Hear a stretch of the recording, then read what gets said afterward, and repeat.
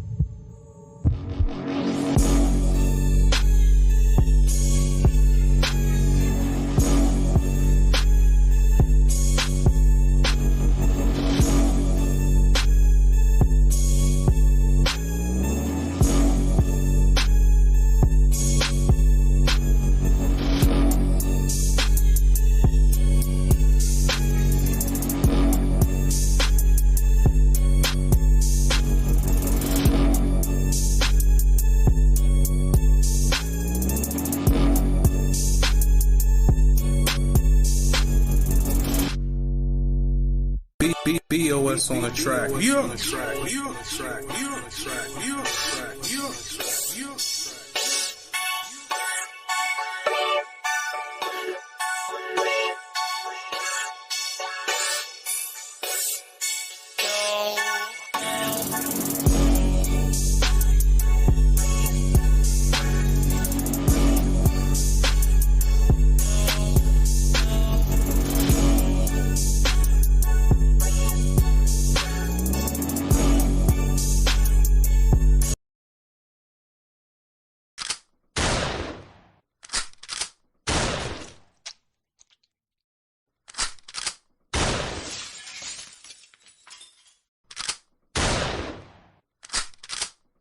One of the greatest crimes perpetuated against black men specifically is the level to which their humanity and their hearts have been devalued, diminished, and dehumanized, and that they have become doing machines. The greatest value a black man has, in many instances, is what he can do for somebody. Right. And how he can do it, and how much he can do it, and how much he earns doing it. I mean, I hear it and see it among young people in the relationships. You know, oh, you're gonna get my nails done, and you're gonna do this, and you're gonna do that. We got to go. We got to do all this. You want this smoke? Okay, you about to get it. It's about to be a barbecue. How much should a guy earn for you to date him? Over 500K, close to $1 million. If he doesn't, I'm not gonna say yes. Do you hear me? How much should the guy pay for the engagement ring? He needs to pay again. 500. He gets paid every year. 500. He saves that towards the ring. If he doesn't, he's gonna get a no, and it's gonna be embarrassing. Thank you. You're welcome. What would you want his income to be? What kind of range would his income be? Like 300,000. I would have to say 127. $500,000? Is that bad? Probably 150 to a $250,000. That's my guess. 150, maybe to 250,000 a year. Ideally, like 650,000. You have to really think about the lifestyle that you want to live when it comes down to vacation.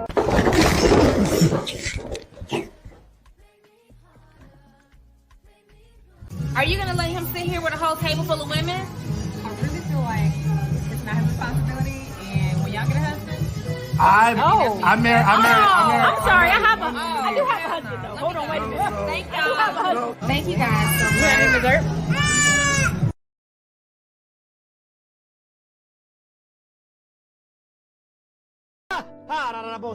You will burn in hell when I'm through with you. Mama had a baby. Now they in trouble because somebody got to pay me. Up to my chin and they rebel. That's why they calling me crazy. I got a friend who I love. I married her and that's my lady. Ma, don't be mad trying to feel me. I know your secrets. Screw me, I'ma laugh. Do we laugh? Because I can't believe this. Ain't nobody thinking about me. They been raping and pimping on my top.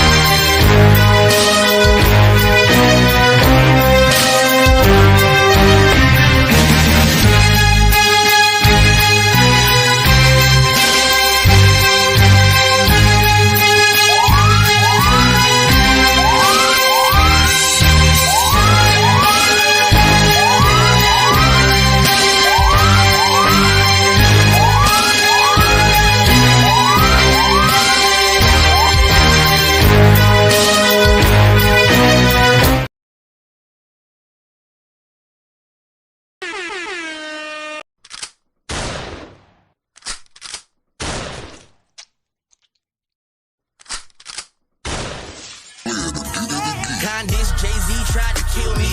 Cut my name, whole weight, big pop on the street. Bank roll swollen, I can helicopter police. Power up your colon in the back of Papa Caprice. I'm a hog in the beast, when it's time to vlog, I release. Like a walking dog on a leash, a frog when I log at the beach. Pause when I jog to the east, picking up fog from Cheech. Blowing smoke with the priest, I sleep for all with the least. My nigga, you know that I'm awesome still. These other rappers pop pills like a moxicil. While I'm eating chicken fettuccine pasta meals. Cause everything I do huge like a roster kill. Ill. Trick I own Hotel Rwanda. And Sean Diddy Combs is my auntie Yolanda. I'm all about my combos and drama. Come out the llama and beat it. Hannah Palmer, Geronimo, Proud Obama. I am Madonna, Chandelier, me Walt Disney, Martin Louis, the Dream, Steve Jobs, Bobby and Whitney. Praise issue, I lie the king, how high is he? False literatures that history's dead pygmies. Truth is my mama and her mama had a baby. Now they in trouble cause somebody gotta pay me. Up to my chin and they rebel, that's why they calling me crazy. I got a friend who I love, I married her, and that's my lady. Ma, don't be mad trying to feel me, I know your secrets. For me, I'ma laugh, do we laugh, cause I can't believe this. Ain't nobody thinking about me. They been raping and pimping on my entire family. I'm about to set up as John F. Kennedy getting loose, cause I see Tommy Chong, but we can't find shit. Yes, I still hit the bone, though it's wrong on my feet. I get ill, yet I'm strong, cause inside lies the beast. I ain't sorry, ain't got a peep, I know your neurology. Everybody proud of me, Satan can't find a way to swallow me. My demons follow me, Illuminati trying to bottle me. Stop trying to holler me and get the people who they wanna see. They calling me the new millennium rock king. Times pop, better than Jigga. Word, my type of nigga. It's obviously safe to say I'm the pick of the litter. My abominable family try to make me a critter. Everybody wanna rape my nerves. I ain't scared of you motherfuckers. None of you make me nervous. If you hire me, I do my job and do it perfect. I ain't tripping on none of these bitches because I'm worth it. Yeah, trip. The helicopter come with security, holding choppers, land, hop off the plane, get inside the mouth of Chewbacca. When you speak up on my name, I just pray that you do it proper. Best lyricist in the game, probably right next to Biggie Papa. Look at you and look at me, little nigga. You what it do, I'm what it be, little nigga. Till my shoe from my knee, little nigga. I'll air out all your loved ones I see, little nigga. Nah, I ain't fucking with you till I think you get the picture. Spending grands on bitches and $1 million on switches. Ain't shit sweet. Everybody think you like delicious. Making ends meet fight, trying to make it out the trenches. Assalamu alaikum, thank God for the fence. Plotting real big play. Gotta watch for the snakes. Driving, waking up late, dripping sweat with my heart throbbing. New Batman, made back tripping, thread mobbing. This young man, he play 10, probably end up fucking up Beyonce friends. Fuck 'em so good, they gon' have to make it a trend. Fucking on the golf course and fucking in the Benz. Me, I go like me, highs grow. Ain't a nigga in the globe that can be my host. Get a nigga to the bone, make it be my role. Chris Rock, Gusto, bitch, CB4. I'm sick of all the bullshit, put me on the pulpit. Get up on your ass, hit you hard like a mule kick. Peanut butter outside, inside, cool with. Way more talent than you niggas know what you do with. Y'all stop.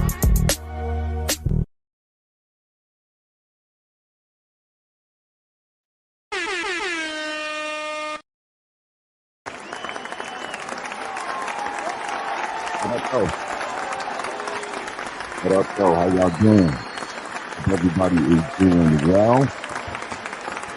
Hope y'all can see me. Hope y'all can hear me. Hope my sound is good. Shout out to the moderation gang in the building, taking care of all of the equipment work. Shout out to y'all. We appreciate you.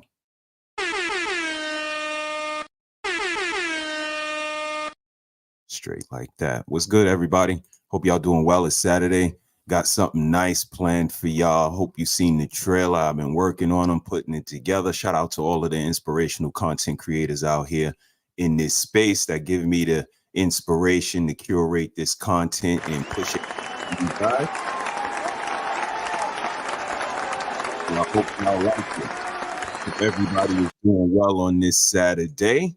Let's go ahead and get to the pleasantries. I see Dr. Nakumbe is in the building. Cuteness in the building. What up, Cuteness? My sister is here, Sarah. What up, Sarah? What's poppin', Quince? Quince in the building. Hey, man, what's good? Sis, you was cooking over there on Homegirl, man. Who the hell did she marry? Jesus Christ. Shout out to y'all pulling in, man. Take heed to the messages in the building. My sister. Amazing messages you've been putting out the last couple of mornings. Been looking forward to it. Appreciate you. Appreciate all of y'all amazing content creators. And I got something for you guys today. You guys seen the title. I don't got a lot of title cards written out for you guys today. We're going to keep it real simple, but you see what it says. The value of a man. Pretty sure you guys seen the conversation between Iyanla Vanzant and Nick Cannon that happened not too long ago. And she made some points about the value of a man and what a man is worth in 2024. And we're going to have a conversation with it. I'm going to open up the panel. If anybody want to come up, gentlemen, ladies, we're going to be real nice tonight. We're going to have a great conversation. But it all started from there. One of the greatest crimes perpetuated against Black men specifically is the level to which their humanity and their hearts have been devalued, diminished, and dehumanized, and that they have become doing machines. The greatest value a Black man has, in many instances, is what he can do for somebody. Right. And how he can do it and how much he can do it and how much he earns doing it. I mean, I hear it and see it among young people in the relationships, you know, oh, you're going to get my doing machines. God damn. What do you guys think? What do you guys think? Shout out to Brother Vaughn on the check-in. Hey, Brother Vaughn, how are you, sir? Hope all is well. Hope you are enjoying your weekend. But we're talking about the value of a man today. You guys probably seen that sit down between Iyanla Vanzant and Nick Cannon and some of the things that she was alluding to and some of the points that she made. What do you guys think about that? Like I said, I'm going to open up the floor early tonight because I want to hear from gentlemen, ladies, anybody that has something to chime in on this topic, because I'm interested, to say the least, because I thought it was a great conversation. But I got a couple of videos, of course, to go along with this topic and conversation. But I want to know what you guys think. Is a man's value, you know, based on his character, based on his integrity, his values, morals, or is it money? It's 2024. We all know that, you know, bills don't pay themselves. I know these don't. But is that what we place our value on?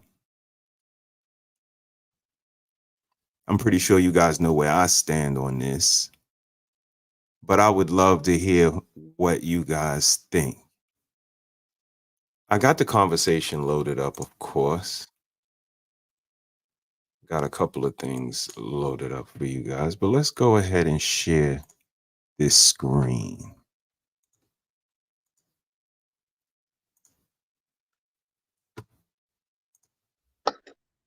Hey, Doc, what's popping, man? How you doing, bro? I'm fabulous. How about yourself? All is well. All good. How's my volume for you? Say that one more time. How's my volume for you? Sounds good. You all sound right, good. You look good. Look like you smell good too. So peace to you. Yeah, I got some. Well, thank you. But shout out to you, peace to God, you and the missus and the family, and thank you for allowing me to share in this space. And to those in the chat, greetings to you all, and thank you for allowing me to share in this space with some additional perspectives. Glad to be here, brother. No problem. No problem. Always a pleasure. The value of a man, Doc. What do you think when you hear that? What comes to mind, sir? Yep. I'm gonna start with it. It depends not on the answer, but who you ask. So which culture or which group you ask, because where we could assume that one flat answer covers all, but then there's some people who be like, that's your primary concern. So my answer though is all of them combined, no matter which group you talk to, anything that equals safety and security. So if it means money, if I perceive money as a thing that keeps me safe and secure, with you here or not, when you are long gone, if my lifestyle has to, go down, money might be the thing, pending if you're traditionalist or not, your ability to do. You know your duty, and no matter what, you're going to do it, and that's what we value as a family man, as a husband, to our father. So your character tells us everything, and that's what the value is. Now let's look at the current 2024 situation, 23, post-pandemic. I would say, a high value man. So anything that is perceived as valuable according to what social media says. So what's hot today, that's what my man has to be. Nicely put.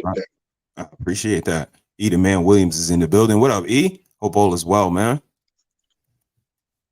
This one was tough for me, Doc, because I didn't, know what a man was until I got into my mid 30s, late 30s. Growing up, where I grew up, I had a perspective that a man was a certain thing, that he can do a certain number of specific tasks and perform in a certain way. Any compromising, any swaying was something different. So, cultivating a family, devoting myself to a wife, all of these things, I started to see manhood, being a man, what the value of a man was. I started to see it all different. So that was, a little of a bit of a culture shock, to say the least. Mm-hmm. When you say what you saw or what you actually started doing? So when you say what I saw or actually started doing in regards to my, like when it comes to being a man. So, I saw the barber who was a man, and I could sit in the barber shop and watch and hear these older gentlemen talking. That's what a man is. My uncle, my so-and-so. But when did it actually hit home and I become a man? And that's when I could say that's when I saw what a man was or is. Okay, understandable. So for me, it was a combination of, older personalities in the neighborhood, uncles and teammates. So, that cultivation of team really drove home that being a man kind of came with ups and downs. Right. So, seeing all of these different examples, which might not have been the most positive, I kind of had to pull from those, take what I needed, throw away what I didn't, and then, aspire for the rest. So it was kind of a fruit punch. Mm-hmm. And again, finding out that those things were all wrong. Again, just the bravado, the machismo, the false confidence, the arrogance, it was all not necessary. Right. In some aspects, absolutely. In some arenas, possibly. But overall, the way it was looked at in Brooklyn, in Bedford-Stuyvesant, as a constant, as soon as you wake up, it's, again, 100% bravado. That's living for today, not thinking about tomorrow, and refuse to be disrespected. That was, the flag that we wave. And I found out it was all wrong. That compromise, that conversation, that articulation, that feelings came with a wide range. Like all of these things I started to accept as I got older. And none of it came with money. None was defined by money. Although it's important, again, coming from Brooklyn, it was of the utmost importance to me. But I met a young lady that made me understand that money is temporary. No matter how much you have, you'll always need more. You'll buy more things. So the love, the family, the devotion, the values, that's a constant. The money is very temporary and fleeing. So, right. Having a family is really what opened my eyes to understanding that being a man was a lot more than just monetary. What do you think about soliloquy, sir? Yeah, but I think that's spot on. Like, so you learned it, you observed it, but let me ask, did it shift even a little bit? Did it shift from, I heard the shift from being independent man, then I find this queen who, man, she opened my eyes in addition to the principles I already stand by. But now kids, because it does resources, doesn't have to be money per se, but it does take resources. Mm-hmm. Does that then shift that whole money conversation. So true, it doesn't take money to be a man or a father, but if I don't have the resources, it impacts how I can. Did that play a role at all? It does, absolutely. But it just gives a more realistic view to what we deem important, what we place in regards to our priorities and our goals.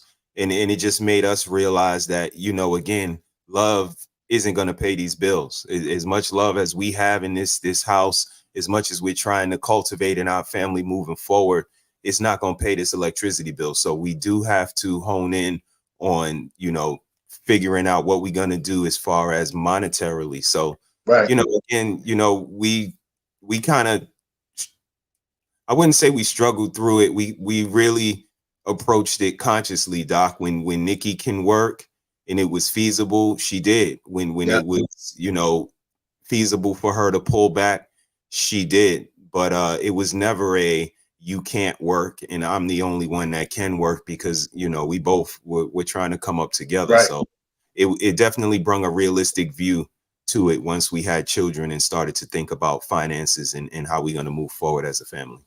Great question. And that's so, like, those listening in the chat, here's what I would like us all to consider. If my partner fears, if my wife, my woman partners, if my wife or my woman fears. On, how many you got? 2 or 3, Doc? Come on. Right now I got a fat 0, man. COVID was wicked. But if my woman believes money is value, and, you know, she accepts me, but then we have kids or we have some things pop up where we need money, that could impact that could have some funky business in the relationship. So I think about you and the missus. You already stand on a set of principles, and she's standing on her principles that say, no matter what, we're still first. If we can get the resources, awesome. Let's do what we have to do today so we can do what we want to do tomorrow. We do just enough to get those resources and whatever extra, but our base, home base, is still our family and each other. You start talking about working 10 jobs and you're never available. Hold on, Charlie Brown, you got to slow down. We get what we need. What can I'll help. But the end goal is for you to still be here tomorrow for the family. Absolutely. Absolutely. Sarah checked in, and I'm going to ask you a question after we get to Sarah's check-in. I can't give a man's perspective, but I can give what a value of a man means to be. It means to have integrity, kind to people, patient, compassion, and honesty. Money was never a driving force for me. Absolutely. Thank you, Sarah. When you have had nothing, you appreciate things differently than others. Absolutely. Facts. Eda Man checked in. He said, interesting. Man is a adult male. Do you guys disagree with that? You first. Man is a adult male. In a definition, I mean, like, you know, what is a woman? Is a grown girl. A boy, a grown boy is a man. The characteristics of a man, I have to disagree. I was running around New York, 12 years old. The man, not boyfriend and not like the current mother, boyfriend stuff, but man of the house, which would mean support as much as I can for my mom, taking care of my little sisters, being preemptive. You know, chores is one. My mom telling me to do chores, I should already be doing the stuff that I know we need to do as a family for whatever a 12-year-old knows. So I can have man-like, I think any of us can have man-like character, commitment, effort, just the effort alone. You know, you might, yeah, dude, you're a little young, Paul. Are you doing too much? Okay. But I know that I'm going to bring as much of me as possible. And I think an adult man should be doing the same thing. So for values, they're the same. The actual definition, it's different. Indeed. I wouldn't disagree with that. Only thing I would sprinkle in is that I just think this may be, Eda Man, this is just my opinion, deflection talk within conversation. We've been doing it so much that, you know, I think we're all men. We might not be the same men, We might not have the same aspirations, but I think we're all men. You know, the Pookies and what we call the Ray Rays. When the shots start flying, they get down. So, you know, I don't know a lot of quote unquote men, you know, that are astute in the boardroom that'll be able to operate in these circumstances. Right. So I think in different arenas, I think people operate different, but I think we're all men. But I think this, like you said, textbook definition start to come into play, and then a man would be an adult man. Because there's some adult men that act childish. Absolutely. Right. So physically they're a man, but no.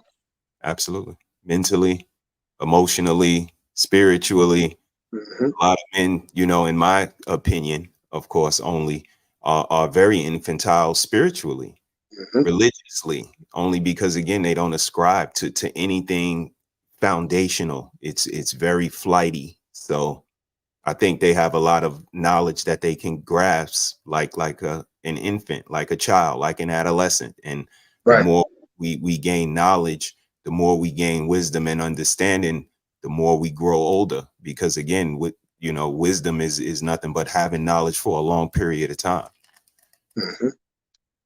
But great question, E. Great question. Appreciate it. You know, depending, one more piece, if I may, depending who you talk to, a man also is about strength and courage. Would you, you know, you've heard that before?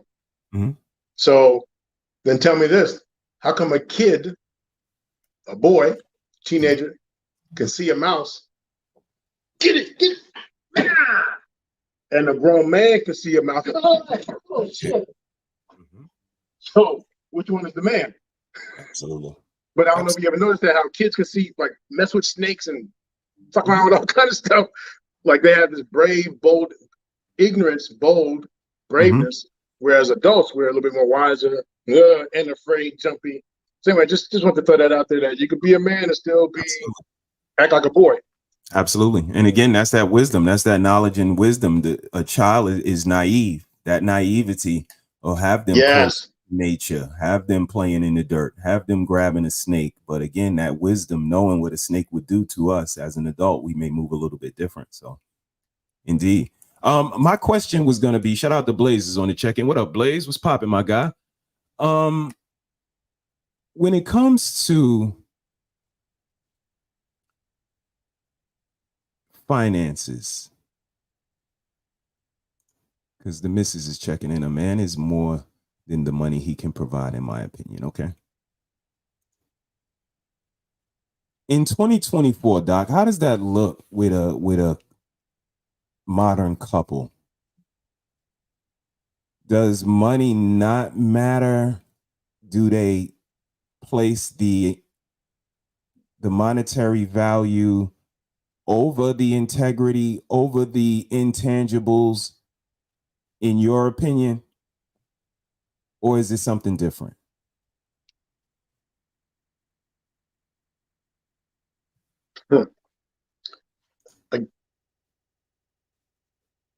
In 2024, we've allowed, I think there's a belief that we should be independent. More and more, everything's about independence, break away from the family model, break away from the need model of others, independent. Independently, I do need resources. So I do need my paper. Indeed. If I take away the team, we were just talking about you and the missus, where if we have to lean on each other, she'll do her part, I'll do my part. If you take that out, and we're moving more and more towards, you have a right to your feelings. You know, it's okay if you're soft and sensitive, and you have a right to your feelings, and independently. So then that's going to increase need, desire, belief, that it's about my money. It's not even about a connection to a human. It's about my money. It's about resources. I got to have my money. That's what I think. I wouldn't disagree with that. I mean, again, just looking around 2024, it's about a lot of other nuances to the game. The game hasn't changed, but there's some layers that are different than when we were younger, Doc. And, you know, all of the extra attention and all of the things that entails, the cosmetics, the accessories, all of these things seems like necessary nowadays. So the trips and, you know, so it's gonna be a little price. It's gonna be a price tag on it. Either man checked in. I don't think you have to be a provider to be a man, or I don't think you have to provide to be a man. Okay. Okay. Money is a great tool to have, but having it doesn't make you a man. If you have no value system or discipline or solid footing, then you are just some fool with money. Come on, Blaze. Brother Vaughn checked in. Children haven't developed an aspect of fear. As adults, we have. Absolutely. That just a second. That innocence is the difference maker, Brother Vaughn. A lot of us lose that innocence and don't even know how to tap into it anymore. And that's what's sad. Sarah, my son used to walk around with our snake ball python when he was 5, and now he refuses to touch it. My man, I'm with him. Women, money matters now more than ever. I wouldn't disagree with that either, man. It is. Nowadays, I mean, goddamn.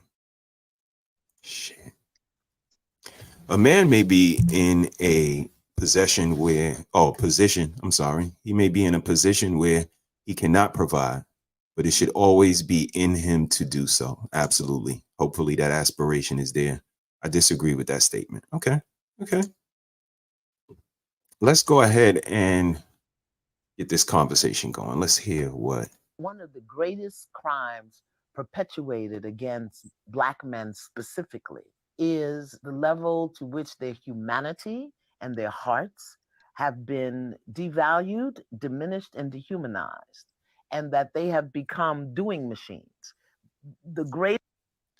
I'm gonna stop there because you chimed in on that one right there, Doc. You said doing machines, and I believe you put some bullseyes there.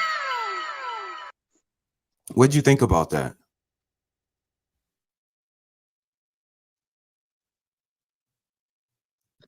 All right. And see that I think that ties in back to what that comment about Eda Man said. It doesn't take a man to be a provider. Mm-hmm. But I think we're led to believe that we need to do everything, just to do, drive ourselves to the grave early. Do, take care of this, take care of that, take care of this. Somehow take care of yourself, man or not. But I think more belief, more pressure, more expectation is to do. 1 minute we need men, and you should do. Next minute we don't need men, but you should still do. So unfortunately, I agree, an unfortunate agreement that more and more I believe we've been expected to be these do machines, minus our feelings or anything else. Got to do. Interesting. And that they have become doing machines. The greatest value a Black man has, in many instances, is what he can do for somebody, right, and how he can do it, and how much he can do it, and how much he earns doing it. I mean, I hear it and see it among young people in the relationships. You know, oh, you're gonna get my nails done, and you're gonna do this, and you're gonna do that. Right. You know, they've been demeaned and devalued and dehearted. Right. To the point where they value themselves based on what they can do. Have we internalized the personality, Doc? So now we as men look at ourselves and value ourselves based on what we can provide, what we can do, because I have many of friends who have walked away from their children because they didn't feel like they were the man the children deserved. They couldn't provide the things they felt the child felt they were going to need. They didn't feel like they could provide the things that their children's mother was expecting of them, so on and so forth. So what do you think about that, Doc? Yeah, but I don't think that that's new. More pressure, or the whole thing of the social media, how it just gets out more. But if you go back in time, I mean, if you go back in time, it's always been about how much can this Negro do? So, because she said black men specifically. So we've been tasked with leading to believe that we can do as much as possible. It was funny because pending what position we were in, we either had to dumb down ourselves. I don't know, because in that magical moment was about survival. And then other times we needed to show our worth or we wouldn't make it. So that message has been around or that theory, that practice has been around forever. But now with our modern messaging and getting out there, then it just seems like an increase. Or it started or increased. But that message has always been out there. Okay. Eater Man is here. Eater Man, what's cracking? How you doing today, sir? What's up, sir? Yep, we hear you, man. Sounds good. What do you think about what you heard so far? Anything you want to add in, brother? I think a lot of this is manipulation. We've been manipulated to think what a man is. And we have found a way that other men or other humans in general have found a way to devalue you if you're not doing what they want you to do. So when you ask that question, what is a man? That's actually something you become regardless if you want to or not. And I think that's kind of the point that I was making in the chat, is that when I see a dude that's 25, I don't care how he's behaving, that is still a man. I don't care if he's homeless on the street, he is still a man. And I don't think your actions dictate whether you are a man or not. And I think that was the point that I was making. Now, what we start asking, what is the characteristic of a good man or a great man, then we can have a whole different conversation. But just you actually being a man, that is valuable enough, regardless of what your actions are currently. So I start there. Nice. What y'all think in the chat? Quincy checked in. He says, sadly, I never hear in detail what our women will do for the men in any form or fashion. Mostly, they believe sex is enough of a prize for all your hard work. God damn. I get a sandwich too? Shit. Do a lot for basically nothing. So I do have a question that I want to ask you guys. Sure, sir. So I made a comment that says that I'm a man regardless if I provide or not. Do you believe that if I don't provide, I am not a man? No. Me personally, no. No. Again, the term comes with more characteristics than just monetary, in my opinion.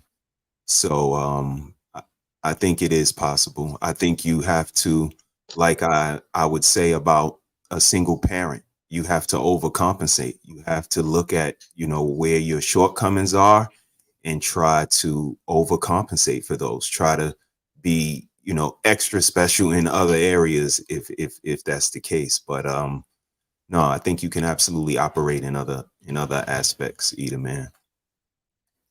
How about you, Doc? What you think, sir? Well, I'm about to fall into a thing. I can't. All right, on. It's a trap. It's a trap question. Okay. Because if I say, yeah, you're right, then it actually defeats what I just said earlier about a man, and it really leads to what your point of, see, it's a man regardless if they do.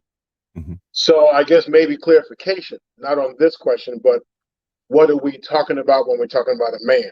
And maybe that's where I should have started. So Eater Man, that would make, I think that makes your point. And so let me backtrack a little bit and say, well, Mr.HeSaiD, what are we talking about? Are we talking about the title of, are we calling someone a man? Or are we talking about the male penis above 18 man. What are we talking about? We're talking about somebody that is born into this world with a penis. Okay. So because then, some men can be men of the house at 9 to 10. Some kids have to grow up faster than others. So we're gonna, consider all of these things and just take a male as having a member. And yeah, what say you, sir? So in that case, no, he does not have to provide. It depends on the constructs that either Americans put on him or whatever country, whatever place that they put those constructs on him. To be a male man, you do not need to be a provider. So these things, the characteristics of a man, because I hear this statement all the time, that it's in us, right? We would do it if we didn't get taught it. Do you believe that it's more nature or nurture when we start by protecting, providing, and doing all of these things that we quote unquote characteristics of a great man? Yeah, I think both. If you put me on an island with nothing on it, then my natural environment is not about doing this and doing that. I'm only doing what I'm right here. But muscles, design, all that differently than a woman or differently than a female, then I think naturally I'm doing things that my body is designed, my mind is designed for me to do.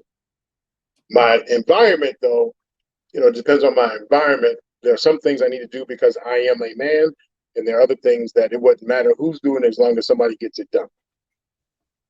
Interesting. I would say nature trumps nurture. I think that, like I said, we're all men. I think nurture kind of curates the type of man we become.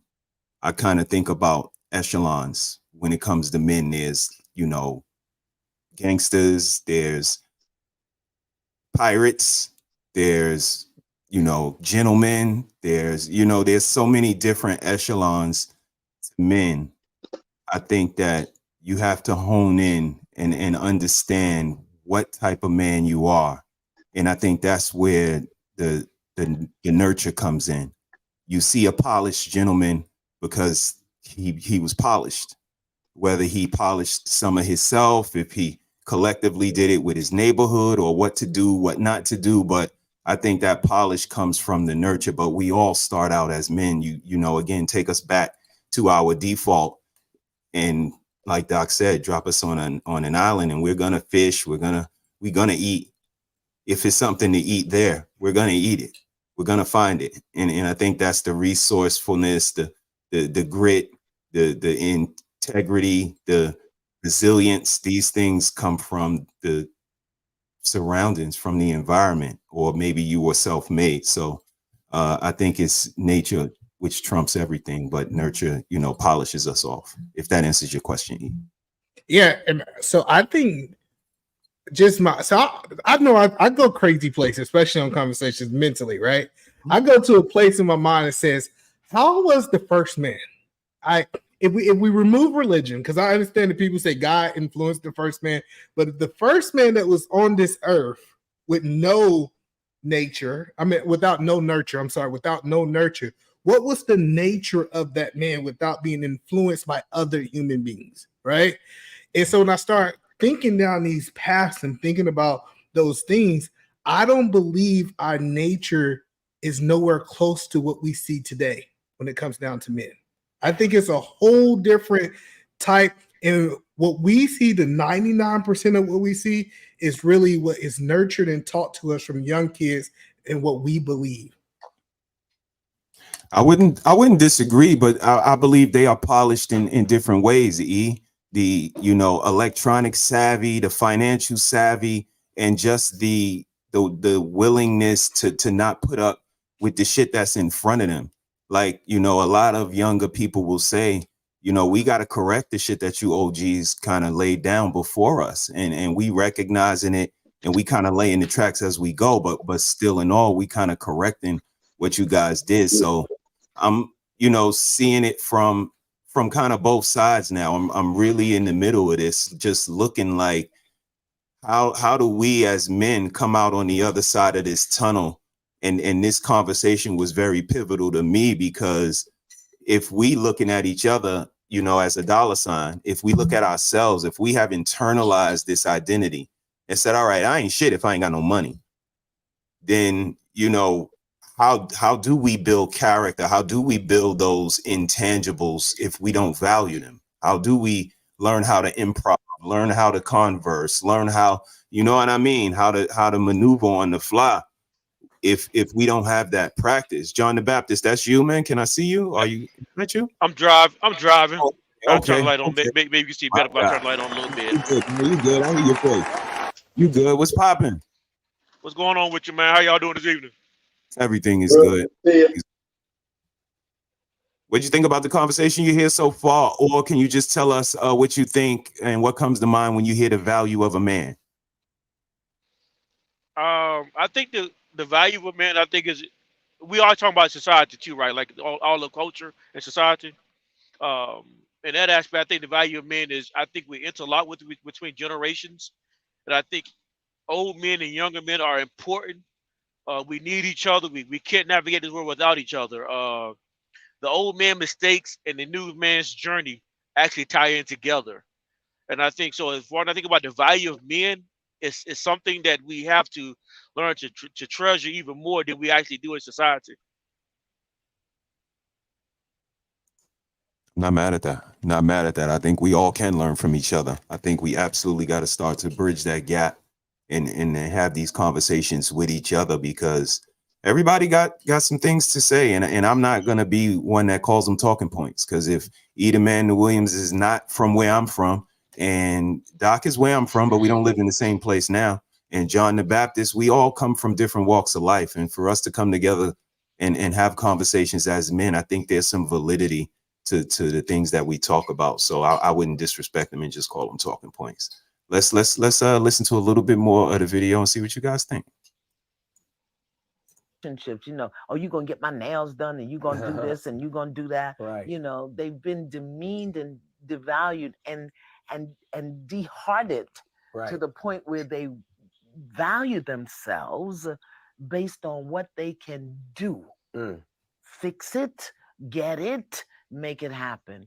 And no place have I seen in our world does anybody tell Black men how to be with themselves, how to be true to themselves, how to be with their feelings, how to be with their heart. You know, and it's criminal. So Let me ask you fellas, how do you feel towards the world with this depiction of us, with this measuring stick of us as men, you know, where money is very high on that importance list? Either man, what do you think about that? How do you feel? What is your feelings, you know, to the world? I love it. If I'm being honest, I love it, because the problem with the English language is that when we talk about value, it does talk about net worth and money too, right? So they're just using a version of value. But we could take one word in the definition, I mean, in the dictionary, and it got 19 different meanings. So just because it means character, morals, and different things, to me, I don't discredit the world because they look at it from a monetary value. So what I do is I have learned to accept that this is the world that I live in. I don't live in a fantasy land. I understand what I bring to people and what they're looking for me, but I don't internalize the world to say what my value is just because they see me in that way. So I hope that makes sense. It does. It makes a lot of sense. Absolutely. John the Baptist, what you think, man? I've struggled with this word value in the modern day sense. And where I struggle with the word value, because I think in modern day culture, I think we focus too much on the money aspect of it, which I'm not saying it doesn't include money. I think we weigh the scale towards money too heavy. And the other things that deserve more value, as far as character, personality, and I think we skew that the other way. If I had to put a percentage on, I would say it was 80-20 towards money. And I think that's so dangerous for society.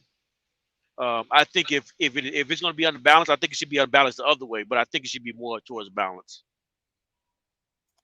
Hey. How about you, Doc? What you think? And what would be your sentiment, you know, back to the world that measures us by our monetary value in one aspect? Well, my reality is I live in a place that, pending my value, that's what represents, that's what shows the world how to treat me. You know, so if I use money, I think money of as a resource, and my value is in not so much the resource, is how I utilize the resource, the access I have to the resource, the use of the resource. So my value is, I mean, what? Survival, living, taking care of family, taking care of myself. And I believe is you have higher value, not because you have more money, but the actual resources. I don't have to have all the money to buy the groceries, but I have the groceries. Or if I don't have the groceries, I have the money to buy it. So that's my view on it. And pending where you want to see your family go, then you might place more value in that resource with the overall goal to obtain what you need for your family. Indeed. Blaze checked in. He said, this reminds me of a video that Black Man Unfiltered, shout out to BMU, played last night, where the man felt like a ghost and the woman felt like a machine. Normally, you might hear those descriptions in reverse. God. Shit. I would agree. A man is a man, but a man who has good character moves a certain way. Absolutely. Let me ask you when we have a moment. Go ahead. When we have a moment, a question. Cooking for us is equal to enslavement. Laugh out loud. You guys are walking in the chat. Okay, Doc, it's on you. What you got, sir? Back to what Von Bryant said, and greetings to you, sir. I agree. I because of the work that I do, I have to take into consideration the development stage. Because you could take someone from wherever town who had nothing, and they live their life that way as an adult. They're minimalist, they're this, that, and they don't understand the value of saving. That they never believed they would make it to age 18, let alone 88.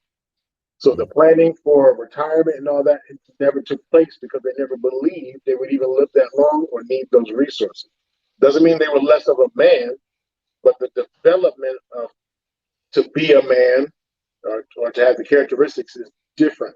Then you take someone who's same position, exact same, didn't have anything, but they're the biggest hustlers in the world, and they have more than enough because they know you're on your own and it's a dog-eat-dog world, so they have all the resources and does not give a damn. So I think that plays a role as well. Indeed. Can I respond to Blaze's comment that he said? Oh, which one? The one that I just pulled up? The one that said ghost. Yeah, See, Unfiltered his comment from. Okay, go ahead. I think it's no problem with being a ghost, but the one thing that I learned in the movies about ghosts is that they hunt. They hunt you. You know they're in your presence. Matter of fact, ghosts are feared by most people. So when we hear people say that men are like ghosts, I think even if you want to call us ghosts, we still have to be in the purpose of what a ghost is for our presence to be heard.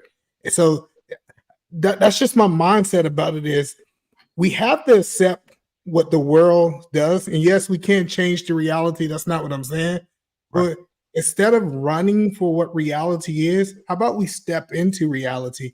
And I think that's how you can kind of increase your value as a man. Indeed. I wouldn't disagree with that. I wouldn't disagree with Take Heed's comment either. She said, I am a slave in my husband's house.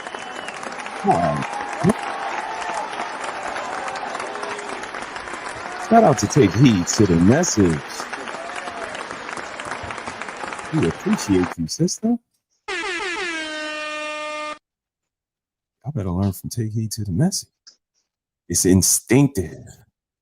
Yes, indeed. A man is much more than just a provider alone. He is inherent in character, a complex being. Yes, indeed. That's all pain. God damn, all pain. Okay. What up, R-Pain? Hope you're doing well, sir. Hope you had a good weekend. I see Sis is on the check-in. What up, Sis? What up, baby? Hope all is well. Baby. So what happens is then they begin to do the things that are expected of them, and that's how they're evaluated. And then if they can't do that anymore, whether it's the job or pay the mortgage or whatever, then they're just cast off like socks in the. God damn. I wanna pause right there real quick because I put up a stories and I want to share it. Check this out. Crimes. Come on, Instagram. Embarrassing me. I got company over.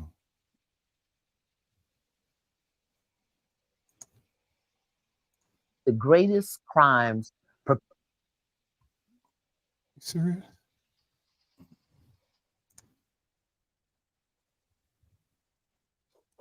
Shout out to everybody that's here pulling in and checking in with these technical difficulties. I apologize.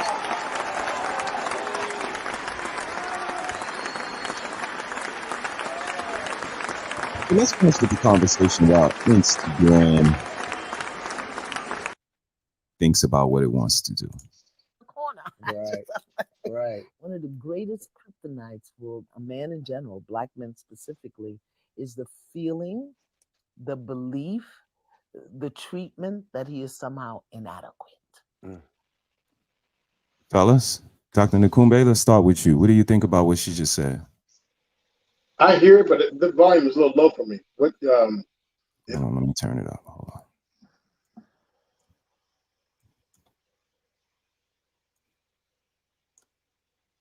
One of the greatest kryptonites for a man in general, black men specifically, is the feeling, the belief, the treatment that he is somehow inadequate. Come on, sir. Oh, 1,000,000,000%. 1,000,000,000%.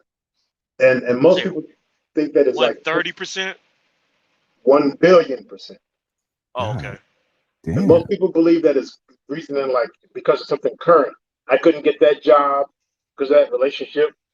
The rooting of that starts. It could start as early as 5 years old, when that teacher didn't pick you and you wondered if you were good enough. When you didn't feel chosen, you didn't feel heard, you felt ignored, you weren't validated, and it only takes a nanosecond. And if you increase, so you know my story of parents who work, and I said, Mom, why do you have to work so much? She says, I have to feed you. Good parent, no foolishness, a good parent. The kid says, I'd rather starve just so I can get one more hour with you. And if she does the, boy, get the hell out of my way. Either way, when she leaves, it plants the seed in the subconscious mind, betrayal, because my number one nurturer, I just told her I'm willing to sacrifice. And so betrayal is the greatest sin. And then boom, am I not good enough?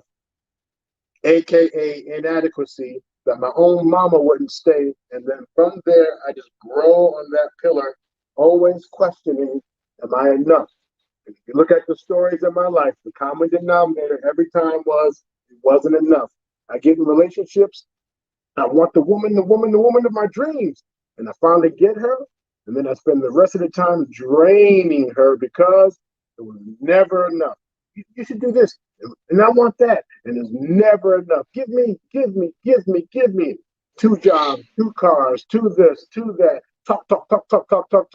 Never, ever enough.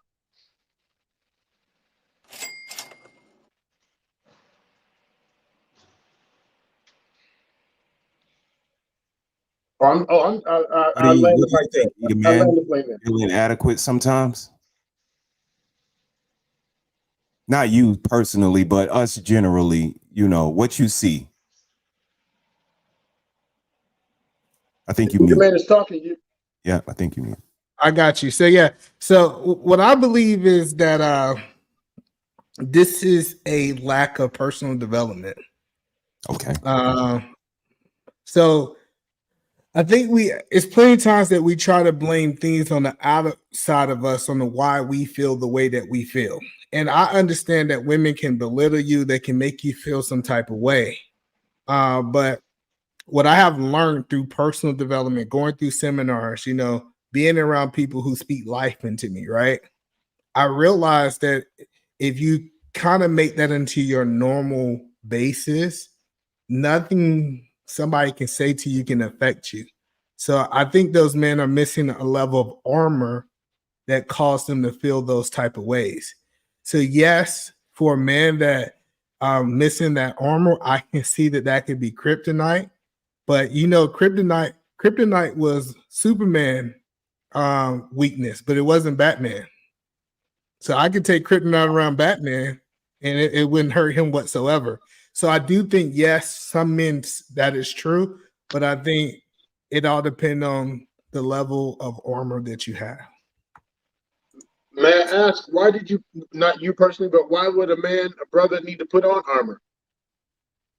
Because we live in a chaotic world that things are attacking us. See, I wish that we lived in the Garden of Eden where it was safe and none of the things could actually come against us. I understand the type of world that we live in, so we need to put armor in if we're going to operate in this world. Now, once you go somewhere past here, whatever your belief is, cool, you might not need armor there. But in this earth, you need some armor. So not tomato, but I think that armor is because if not, I'm not good enough. I'm not good enough to be in that war without the proper armor. And then to be preemptive, because I'm not going to be a dummy. And I think that's what you're saying. A person who knows, who is wise, they know to armor up. Is that fair to say? That is fair to say, but the men that I have talked to who have been affected the most by this, we have to have the ability to take the armor off. The armor get heavy sometimes, right?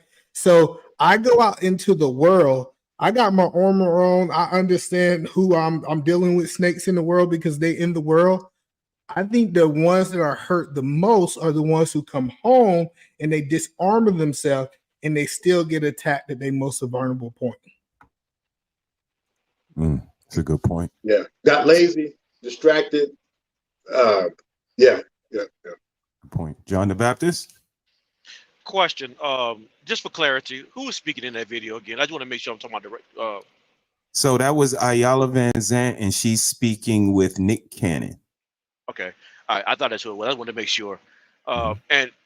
And one of the reasons why I have a problem with what she just said is not because she just said it, because it's the idea of women speaking in for men. And I think women should have an understanding of what men are going through and be empathetic or sympathetic to what men's plight and what we're going through. And I'm not trying to be discouraging towards her about my comments at all. Indeed. But my whole problem with this comment is that I don't want women going out making excuses for me in public. The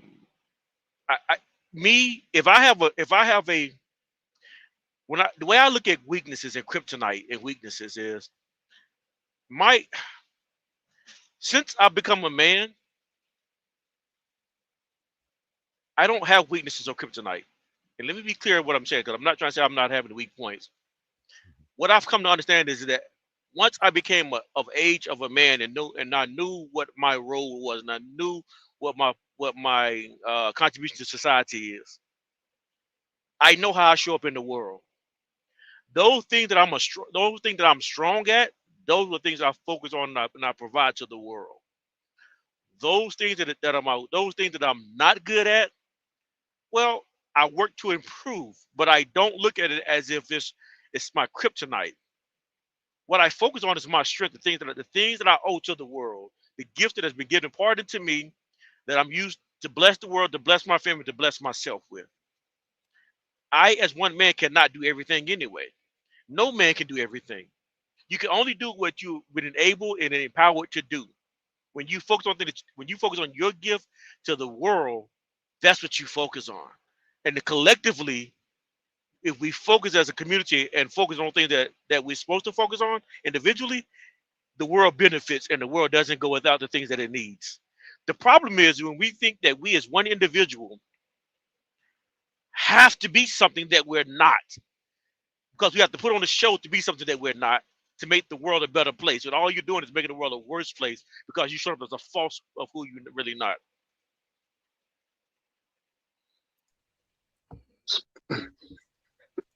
Anybody? Yeah, I think it's a couple of layers to what you said, right? So when I hear that we don't want women, see, I have no problem with women expressing how they feel, especially when a man's acts, right? Because Nick Cannon is asking her for having this discussion where he want to know these things from. So her speaking on them, she's just telling us her opinion of what her belief is based on her construction, right? So me personally, her speaking on it, it's not that she's speaking for all men. She's just saying from my perspective, if you know a little bit about her, she did a lot of couples counseling. She done been deep into these things. She's saying these are the things that I have gained from the men that I have listened to. I hear this a lot, especially with like Mrs. HeSaid, Mrs. and Mrs. HeSaid, his wife speak from her husband perspective. I hear this from Security Boss. She's speaking from her husband perspective, and these women that are under the guidance of men, I think it's okay for them to speak, right? So I want to say that first. And second is I'm happy that you can say that you don't have any kryptonite, but I think all men, even Superman, there's a reason they gave Superman a weakness, because we all got weakness. And I think it's no problem with having weakness. We just cannot be ignorant of our weaknesses. And okay, so go ahead. Oh, my bad. I thought you was pausing. My bad. I thought you was pausing. No, that's where I was going to land it at, is that I think we all got weakness. Now, we might not like kryptonite because we don't like how it sounds, but I do think that I know Ether Man Williams. I know the things that I can do very well, and I know some things that I can't do. Surprisingly, the things that I struggle with, my wife is really strong at. So when you see us together, it looked like we have no weaknesses, but she have weaknesses and I do. But us coming together makes us look like we have no weaknesses. Go ahead. Oh, my bad. Go ahead. No, but that's the point that I'm saying is I believe that's why God actually gave us women, is because he knew that there's certain things we was going to be weak in, and he actually put that into her since the foundation of the earth so that she's strong in those areas. Not saying just because it's my kryptonite today, it's going to be my kryptonite 5 years from now, but I do think we all have weaknesses if we're being honest. Okay, so I think you actually said what I was trying to say. Everybody said it's clear, because my first thing when I said was that Iyanla Vanzant. My point I was making was not that women can't speak for us. The point I was making when I said it is that I don't want to get to a place where, and I know this is just the interview, she was just only asking the question, which why I wasn't attacking her for answering the question. I was just only speaking to the fact that we've gotten to a place in society where we look for women to speak up for us, and men, it's like men are looking for that in order to go out and do what they're supposed to do. And I'm not saying that what she's doing is wrong. I thought I was clear when I said that. She's not wrong in being a woman, because there's been times in the past where she wouldn't have said what she just said today.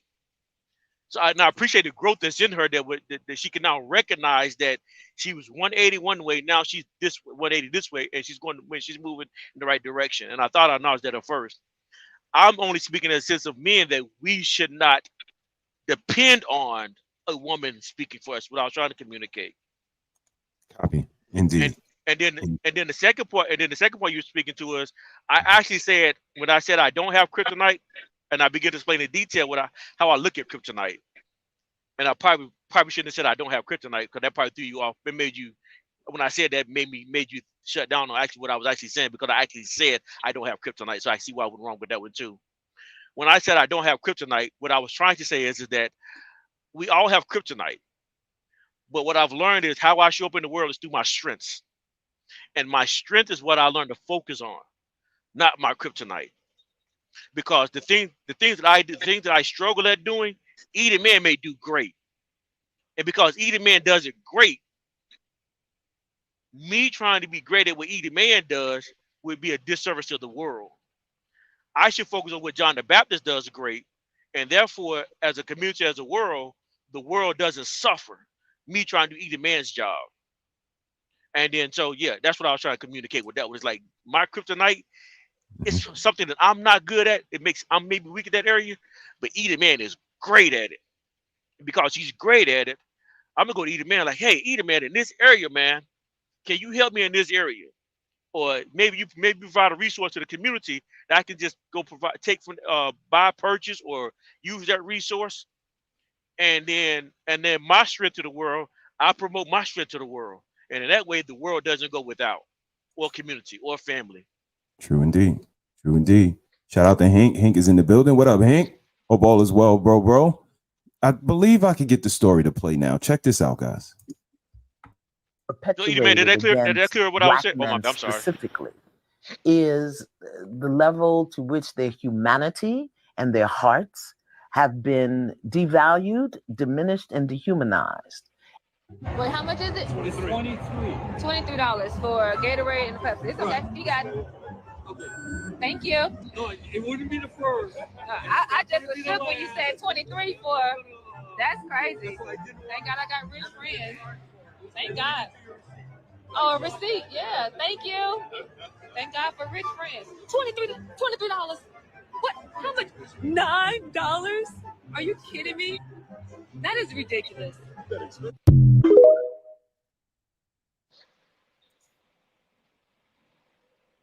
$23.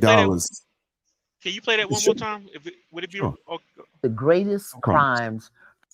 Wait, how much is it? $23 for Gatorade and Pepsi. It's okay. You got it. Okay. Thank you. No, it wouldn't be the first. I just was shook when you said 23 for. That's crazy. Thank God I got rich friends. Thank God. Oh, a receipt. Yeah. Thank you. Thank God for rich friends. $23. What? How much? $9? Are you kidding me? That is ridiculous. Well, I think what's evidence is that he got it and she ain't got it. This is the value of a man, because what I noticed, fellas, is it was ridiculous for it to be $23, but it was okay for him to pay for it.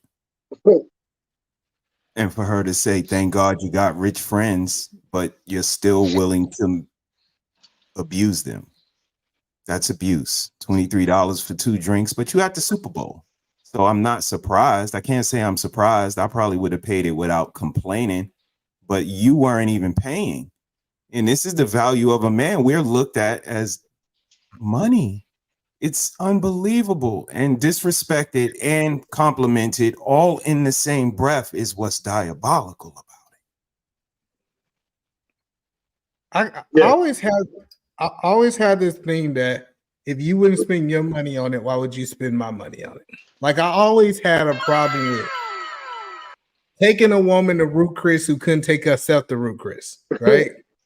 I know that sounds crazy, and some people can think that's shallow of thinking, but one thing that I think men value is if she would have said, nah, we ain't buying that, I value his money, I think he would have saw another level of value in her. Bars, yes. Not lying. John the Baptist, did you see that $23 for 2 drinks, 2 cold drinks at the Super Bowl?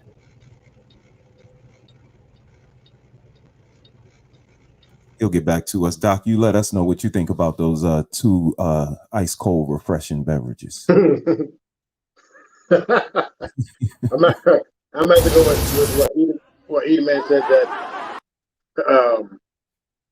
when people say, oh, this is nasty here, you eat it. Whoa, it's nasty for you, but it's okay for me to eat. Or, that money that he spends is really our money in some form or fashion. So why would you even, if the truth is that it costs too much for both of us, not just when you pay. Yes, indeed. All right. The greatest drink crimes it in, y'all. Perpetuated against Black men specifically is the level to which their humanity and their hearts have been devalued, diminished, and dehumanized. Wait, how much is it? It's 23. $23 for Gatorade and Pepsi. It's okay. You got it. Thank you. No, it wouldn't be the first. I just was shook when you said 23 for. That's crazy. Thank God I got rich friends. Thank God. Oh, a receipt. Yeah. Thank you. Thank God for rich friends. $23. What? How much? $9? Are you kidding me? That is ridiculous. Hey, but just to let you know, he was stressed out about that 23. Look how he looked at that receipt. You see how he looked at that receipt? Yeah. He Receipt said, and probably thinking to himself, like, damn, for her, like, yeah, I'll get it for you. Okay. that might be an hour worth of labor for that man. Mr. He said, I'm burning over here. I want to add one more piece. Sure. All right. And this is what I struggle with on these YouTube streets. I was listening to Almond Eyes earlier, but it's just me, the work that I do. And this doesn't speak to everyone. I was listening to her, and I listen to a lot of these shows where they keep asking, why are we like this? Why are we like this? Why are we like this? Isn't this crazy? Why are we like this? And then if you're on the panel or if you're on the show where you can't respond, people are typing in answers. Why are we like this? But here's some clinical, research-based, scientific, clinical reasons that we just seem to want to ignore. The connotation, the belief, the connotation behind inadequacy is horrible. Who wants to have that title? We are deaf, dumb, and blind, and so many people have it, but they swear up and down they don't. They make bold statements about what they do and what they do and what they do. They wouldn't have done diddly if they didn't know how inadequate they were. They may not use the word, but they swear up and down. They just grab themselves by the bootstraps. Bullshit. They are in survivor mode. Once you've experienced a level of inadequacy, you might not surrender to it. You might not submit to it, but that is the reason why you do all the magical things that you do to make sure you don't stay in that inadequate mode. But to act like we don't have any kryptonite, we don't have this, we don't have that, and I never would, and people should, and people, that is such a falsehood. I'm only going to speak to a small group. The ones I deal with have experienced trauma. There's no way in the world you can have experienced trauma and not have walked away feeling inadequate. There's no way you could have been moved from foster home to foster home. There's no way you could have gone from parents' house to grandma's house and not know why and not question, was it because something I've done? There's no way your parents can divorce. There's no way you can have a parent that passed away before you were born and not question, did I do something wrong? Did I do something wrong? Did I do something wrong? That is inadequacy. And no matter how much you package it and you became this and you knew at an early age, bullshit. Someone else helped you at an early age so you don't have to stay stuck. And then you recognize this, so we armored up. But that all comes from Superman recognizing, if that's a lead box, if I can't see through it, hint, hint. All the superheroes, they recognize at some point, because I have this kryptonite, here's why I have what I have as my weapon or protection. But this belief that we don't have, and I'm not talking about, I didn't hear you say that, John the Baptist, off of the conversation. I just wanted to add in, like, please, gentlemen, black men, if you come from any background involving trauma or any background where you believe your safety was at risk, you are going to have a degree of inadequacy that is research evidence-based.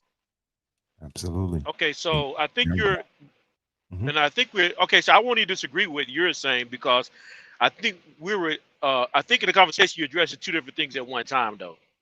Because I totally agree with you that if you have a life full of trauma, those issues that need to be dealt with. That's not a, when I thought of the word kryptonite, I'm thinking of a weakness area that you may not be strong at, something that you just can't do well. Like but I wasn't thinking of a trauma, like, for example, if you got abandoned as a child, or if that's something that's abnormal that no one should experience. But what is normal that every man should experience is every man realizes at a certain age what he is great at and what he's not great at. absent of those things that you're not great at, absolutely, that's a trauma. That is not treated like a kryptonite or a weakness. And we may be talking about the same thing, and I don't want to go in circles here. But no, I think we are. I totally agree with you. Totally agree with you. Okay, yeah. Because if I as an individual have been hurt by someone and it makes me not trust the world, that most definitely is a weakness. But it's a weakness that's dealt with the mental abuse or some neglect that I need to get psychologically looked at. Eden Man is bubbling over there. Come on, I see you stewing over there, Eden Man. Hold on just a second. Okay, hold on. Sometimes people don't know. It's not always from abuse.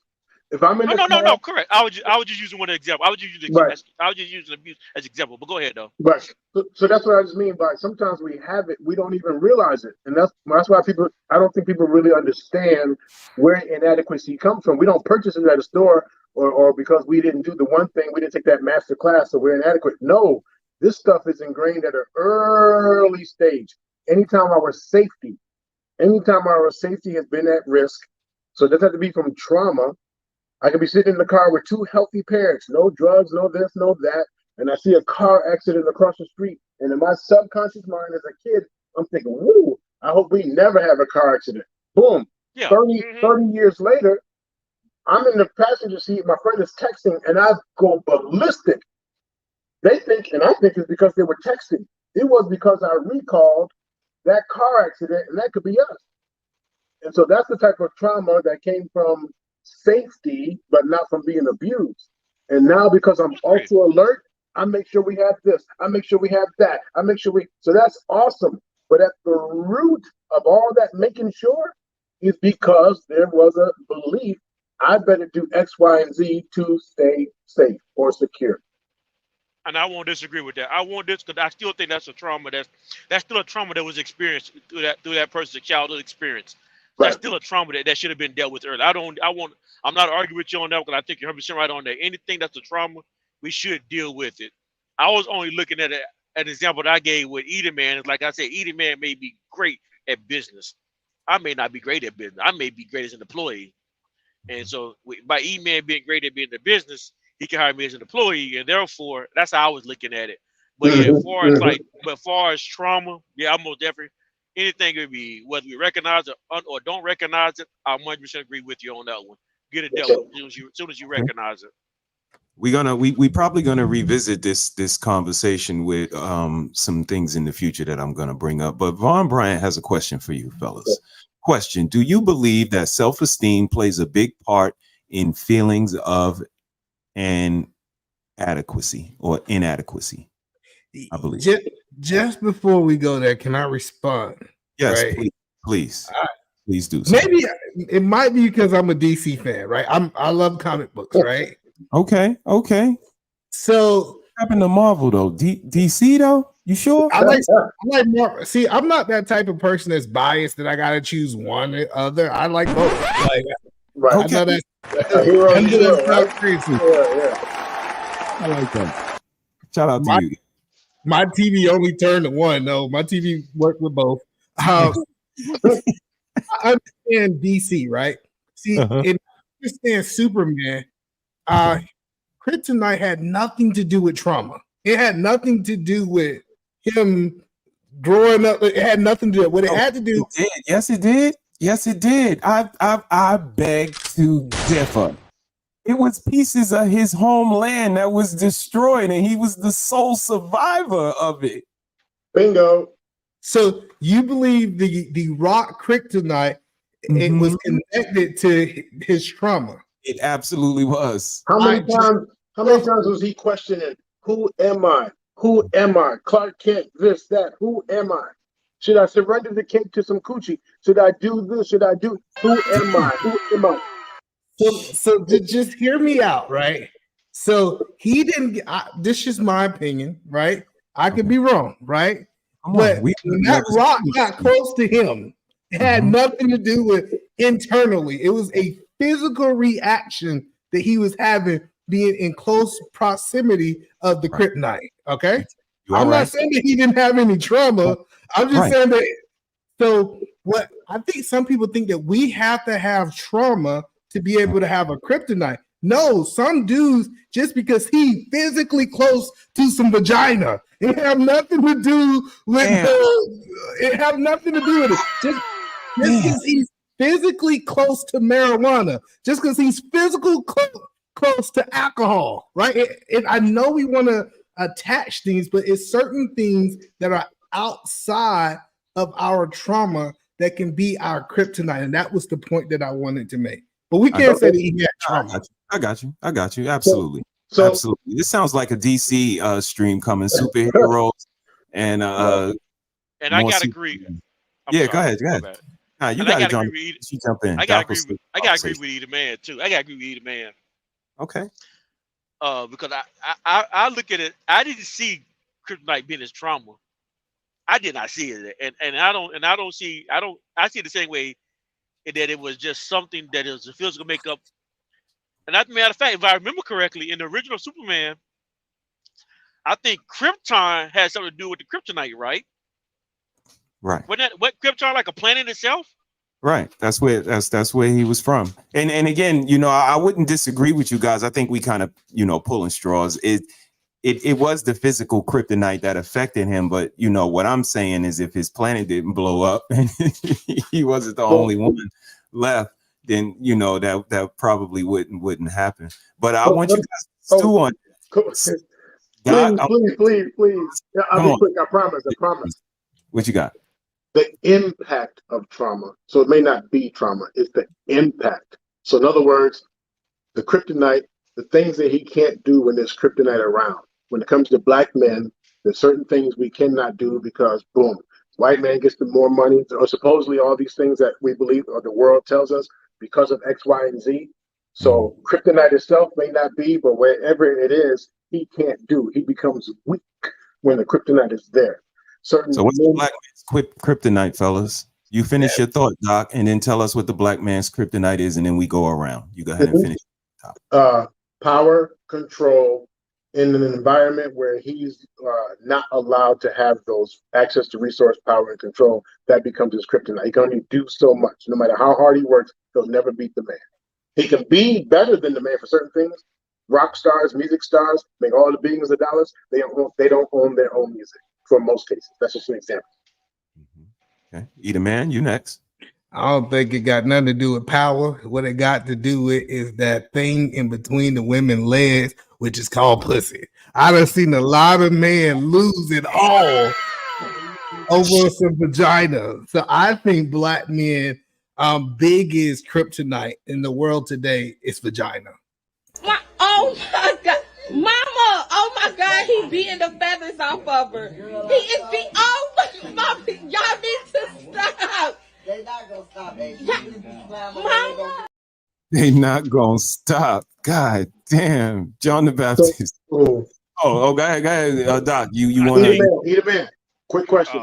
If I'm saying this comes from childhood before he even knew what vagina was, no, wrong answer. Even before he knew what a vagina was, he was traumatized, and it became his kryptonite. I was going to address that too, but go ahead. Hold on. So I get what you said. So you try to say that. See, I don't think it got. Let me get mine out for y'all. Steal my thunder. All right, go ahead. You got it. Because y'all about to touch on what I was going to touch on. Y'all gonna get there if y'all keep on talking. So I think that this very type of question is man's kryptonite. Because the first thing you said, what is black man's kryptonite? Well, what's black man kryptonite is his mind.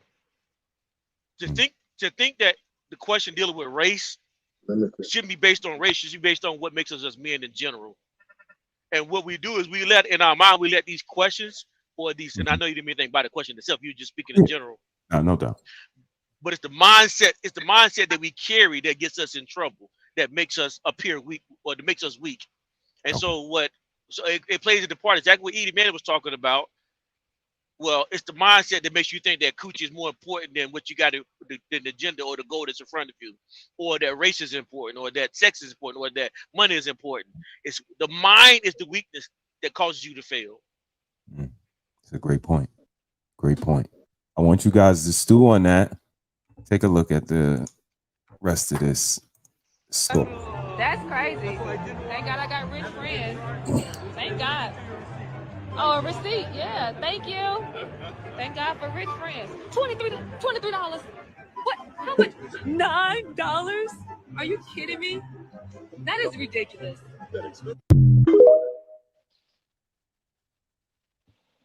Because most black men cannot and do not have the financial means to be the kind of man black women want them to be. How to be. How to be with themselves, how to be true to themselves, how to be with their feelings, how to be with their heart, you know, and it's criminal. So what happens is then Two sides. Huh? Fuck Eminem. And fuck everybody down with Eminem. Fuck Eminem. I dusted Eminem. Rap Elvis, bitch. Yeah. Okay. Yeah. How about that? Fucking Cassidy will kill Eminem in a battle rap, bro. Why do y'all give Eminem so much props? Why? Why do y'all like Eminem? Because he's white? Is that it? What do you mean? Nah, like, what? Fuck that.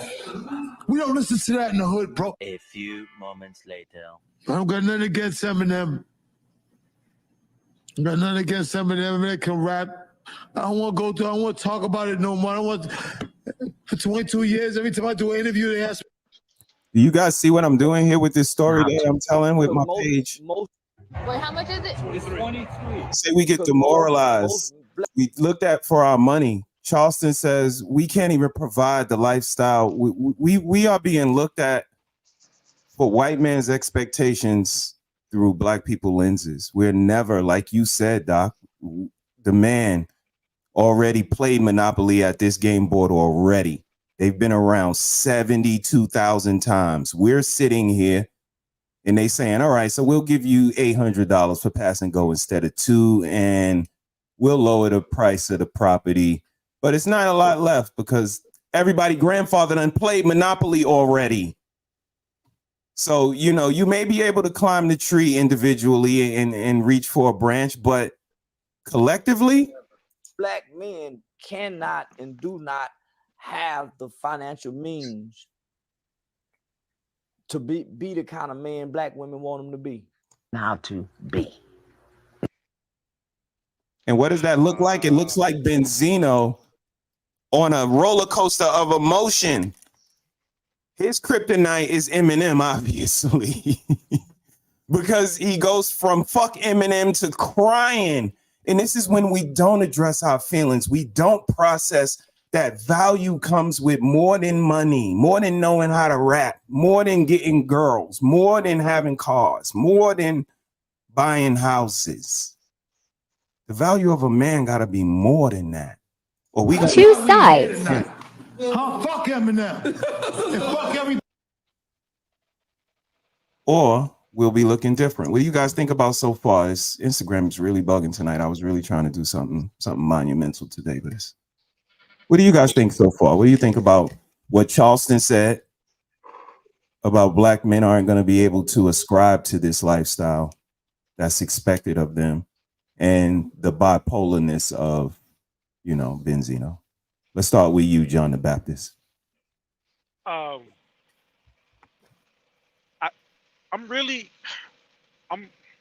Y'all know, by my age, I'm really old mind. I'm a really old school thinking, so I may not fit in with modern day thinking.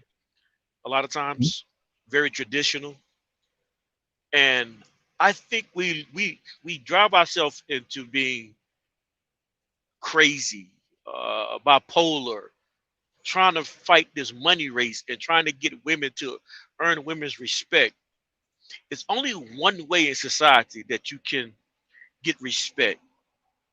You can't get it by trying to finagle someone, trying to trick somebody into respecting you, or you drive yourself crazy doing it. The only way you do it is by running up to the king and demolishing the king. Whatever you want, whoever holds what you want, you have to go get it and take it. If you can't take it, you got to die trying to take it. And I don't mean literally go out there and fight. Maybe it could be literally physically go out there and fight. But whatever that thing is, trying to play tricks to go get it has you looking crazy like that dude in that rap video you were talking about. Talking bold and tough 1 second, but then crying the next second. Because you haven't put the work in to go earn what you really want. That's the respect. If you want your women, if you want your kids, if you want your society to respect you, don't belittle what somebody else did. Go do it. Go take it. Go fight for it. Go earn it. Go die for it. Go sweat blood, tears for it. Until you do that, you will never get it. You will just look stupid and look bipolar, and people won't respect you. God damn. That's what I'm talking about. My man. Edelman Williams, what you got, brother? It's a couple of different layers. I guess the Charleston White. I think it's a lie that people done bought into. Okay. People say that, black women will never want black men on the income that they currently have. But I don't understand the 40% of the black men that are married that got women, and the other 25% of them who's living together that's not married. I think like 60% of those figured it out, right?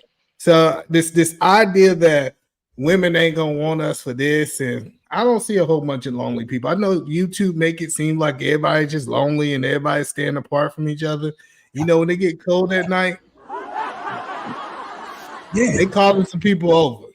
Then the second thing is the second video, the rapper who was speaking on Eminem, I think just saw jealousy, envy, trying to be able to hold up an image. He was responding because he felt that the people that was asking him that question, that's the response they wanted to hear.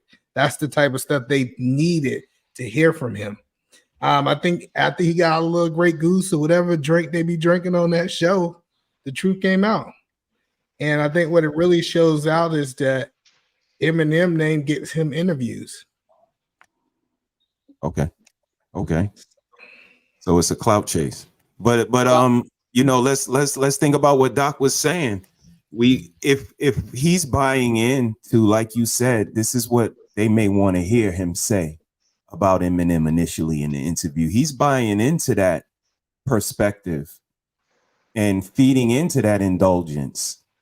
Are we doing the same thing in regards to, our view in regards to money and being valued as a man based on how much money we have? The answer is yes. But one thing that I think in that video, the reason everyone is asking him about Eminem is he haven't accomplished nothing as a man himself. See, once you accomplish things, they don't ask you about other people. They ask you about you. If I interviewed Dr. Dre, do you think I'm going to talk about somebody else? I'm going to talk about Dr. Dre because he accomplished things that's worth talking about that the viewers want to hear. But I do think that we buy into, answer your question, I do think we buy into the money. We buy into the value of money that it brings to men. I just don't see it as a bad thing. And I know some people might say, hey, why would you buy into it? Because money is the way that the world works today. Indeed. We got Mystic Mac in the building. MAC. What's good, bro? How you doing? What's good, Mr.HeSaiD? How's everybody doing? Dr. Nakembe, E-Man, John. Good to see you guys. What up, young fellow? Yeah, I got you. Appreciate it. I'm trying. Let him know, man. It's all right. It's all right. I always, I take into account my senior citizens, how they try to address me. So I showed all respect. Now there's a thing called the early bird special. So when the Denny's or IHOP opens up, I'm gonna take you right straight there, John. Be safe. You know what? I'm gonna take it too. Appreciate that. Thank That's you. right. There you go. Country Fried Steak. 632. I'm gonna be honest. Yeah.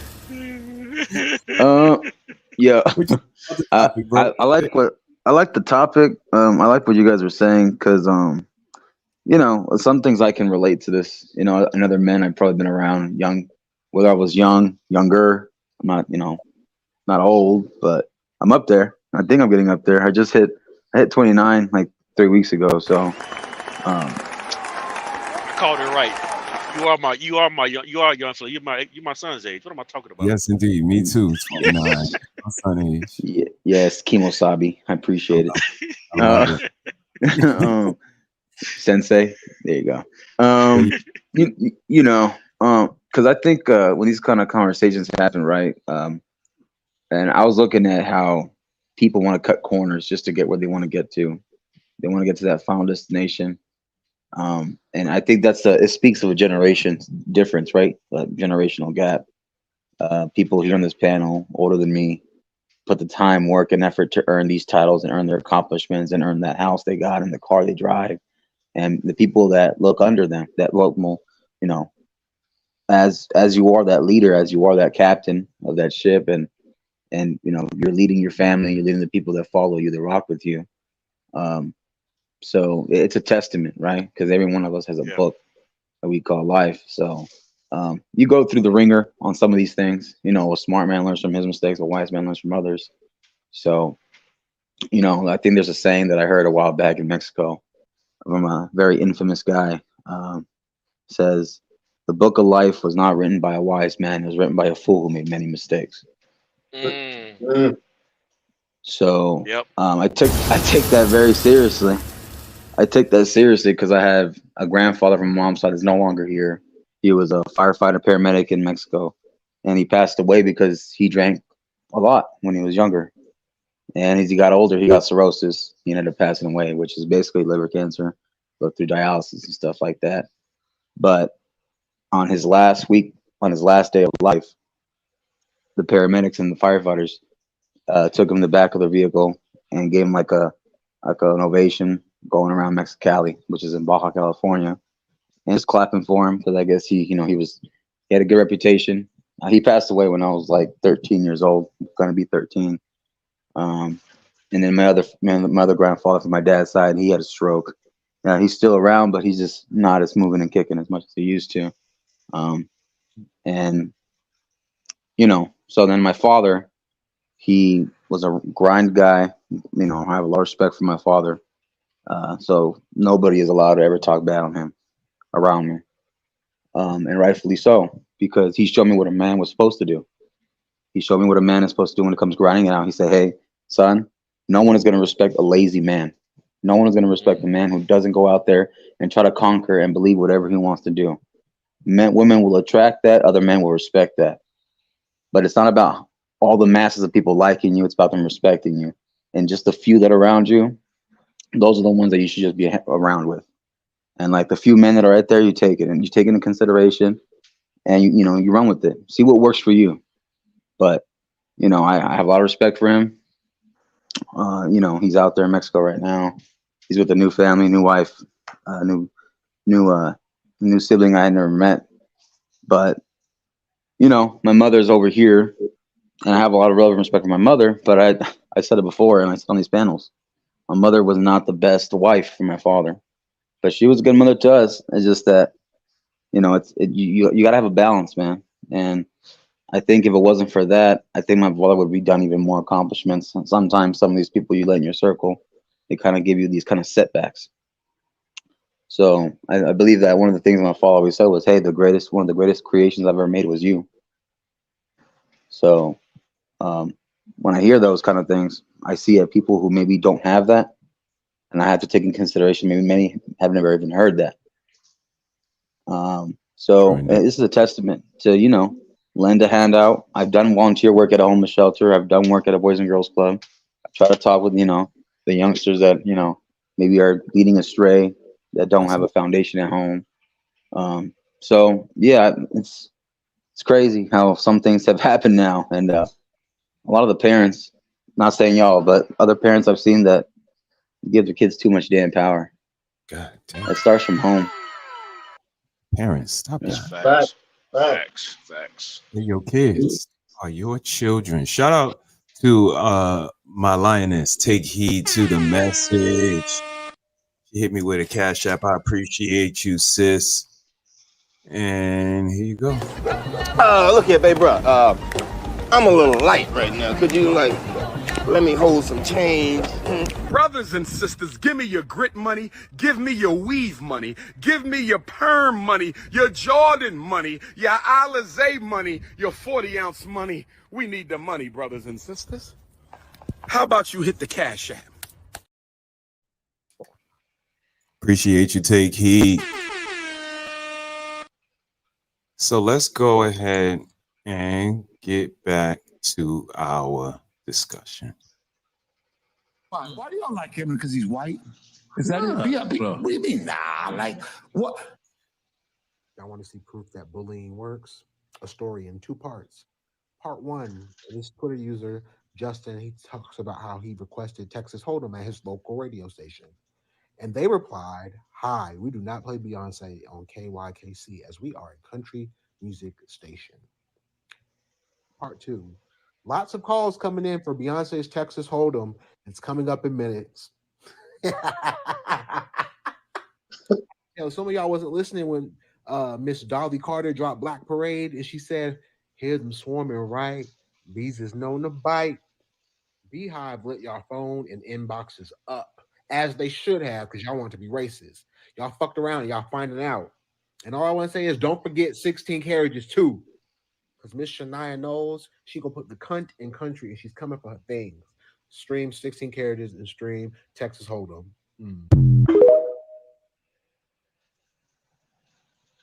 The treatment that he is somehow inadequate. And when you devalue a man, he's going to feel inadequate. When you dehumanize him, when you deheart him. So then where does he go with that?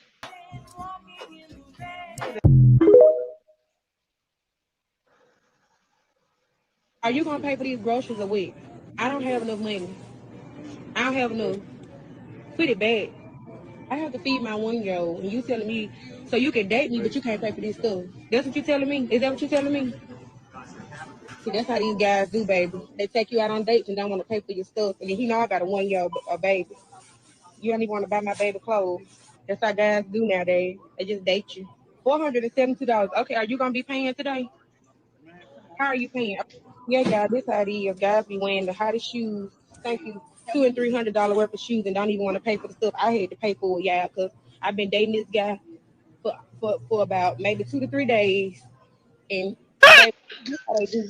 But I just want to hear, I'm probably gonna break up with him though, baby, because I ain't got time. He can spend $200 to $300 on some Nikes, but he ain't want to help me pay for my baby stuff. So matter of fact, you don't even have to push the basket. I can push the basket. I don't need you to push the basket no more. That is the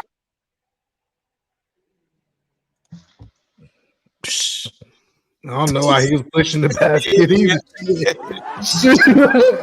I'm trying to figure out why he was still standing there. When she said $472, he should have been walking off. He should have been gone. Like he should have been like this.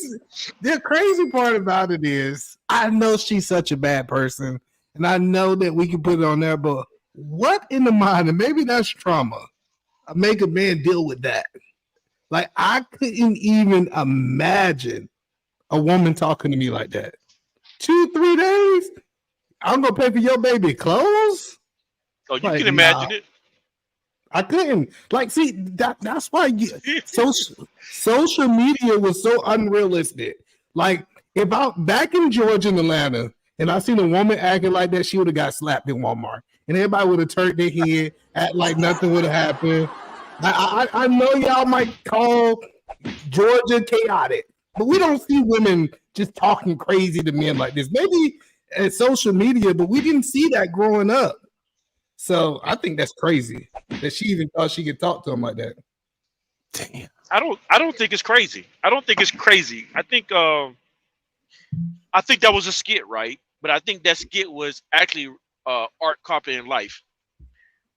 I think we have created an environment to where, as I was saying earlier in my monologue, that I was saying earlier, that we've created an environment where men don't know how to demand respect anymore. So when you say you can't imagine this happening to either man, I can imagine seeing this happen. I really can. Have y'all saw this happen in real life? Have y'all saw a woman? Yes, I've seen. I'm sorry. I've not. No, that's the point, is that social media have made the the fairy tale a reality in people's mind. I don't think that's real. I don't think it's even close to being real. Here's the thing, Eden, man, and that's exactly why I did this story like this. Because if you got Iyanla saying what she's saying, I got the $23 Super Bowl juices that was, absurd in the real world, but it's okay for my rich friend to pay for it. And then I got Charleston White saying, y'all ain't never gonna have enough money for these hoes, man. I'm gonna be honest with y'all. And then this woman coming back again saying it's demoralizing, it's dehumanizing, like they are really just treating these men horribly. And this is what it's doing to them. It's making them bipolar. They present this bravado, machismo. They so tough, but really they're hurting. They're jealous. They're envious. And we continue on to her speaking again. And we land our plane with, you're not going to pay for my stuff. But in between there was Boys in the Hood, which happened 30 years ago, Eda, man. And she said, you ain't shit. You just like your daddy. And that is not new rhetoric. So yeah, for you to say that we made this up in our head, and we hear it from when we little boys, then we hear it when we get teenagers, and then we hear it when we get wives from our wife, the person that chose to love us above everybody, tell us, go get more. It's not enough. Who the fuck did I marry? You heard what she said? He paid the bills. I felt so good. It was intoxicating that he was paying for stuff. She don't even know who the fuck she married at the end of the day because money blinded her vision. Most of these people are blinded by money. We say we ain't judging, but every fucking body's judging. Which is why I said earlier. I'm sorry. I mean, you still in my. I mean, cut you off. You I'm good? sorry. No, you good. You good, John the Baptist. You go, bro. Yeah. So, which is why I said earlier, it's a dangerous precedent. To when I said we got this place where like money is 80% of what a man is, and 20% of everything else. And when you get to this point, it's why with E-Man, it's not surprising to me that the way the world is right now, the way women view relationships, the way they view them right now, because they have been raised to think that if I make the money, that money equalizes me with a man. But failing to realize what makes a man really a man is not the 80% of money that they say it is. What makes the man a man is that it's everything else, the order, the discipline, the structure, everything that keeps the family intact and in order, keeps you off that BS and keeps you off that BS and off that drugs and off the teenage pregnancy or the door off the pole or the son off the street, off the corner. All that makes the man that women overlook. And they take the 80% of the money and then not realize they're not getting the best part of the man. But the sad part about it is the women don't want the best part of the man because they don't want the structure, the order, or the freedom. They want the independence to be buck wild. And until men understand, and I'm laying this plane because I know y'all ready to talk. Until men buckle back down, stop making money the priority, get the order, discipline in order, everything back in order, it's going to be chaotic for your sons and your daughters going forward. All right. Well, I want to say thank you for having me. I'm about to get up out of here. I'll just say, are you leaving already, E-Man? Because I gotta go. I promised my wife I'm gonna take her to dinner tonight. Right. Take care of your business. But I'm just so tired of hearing, John the Baptist, he was lucky.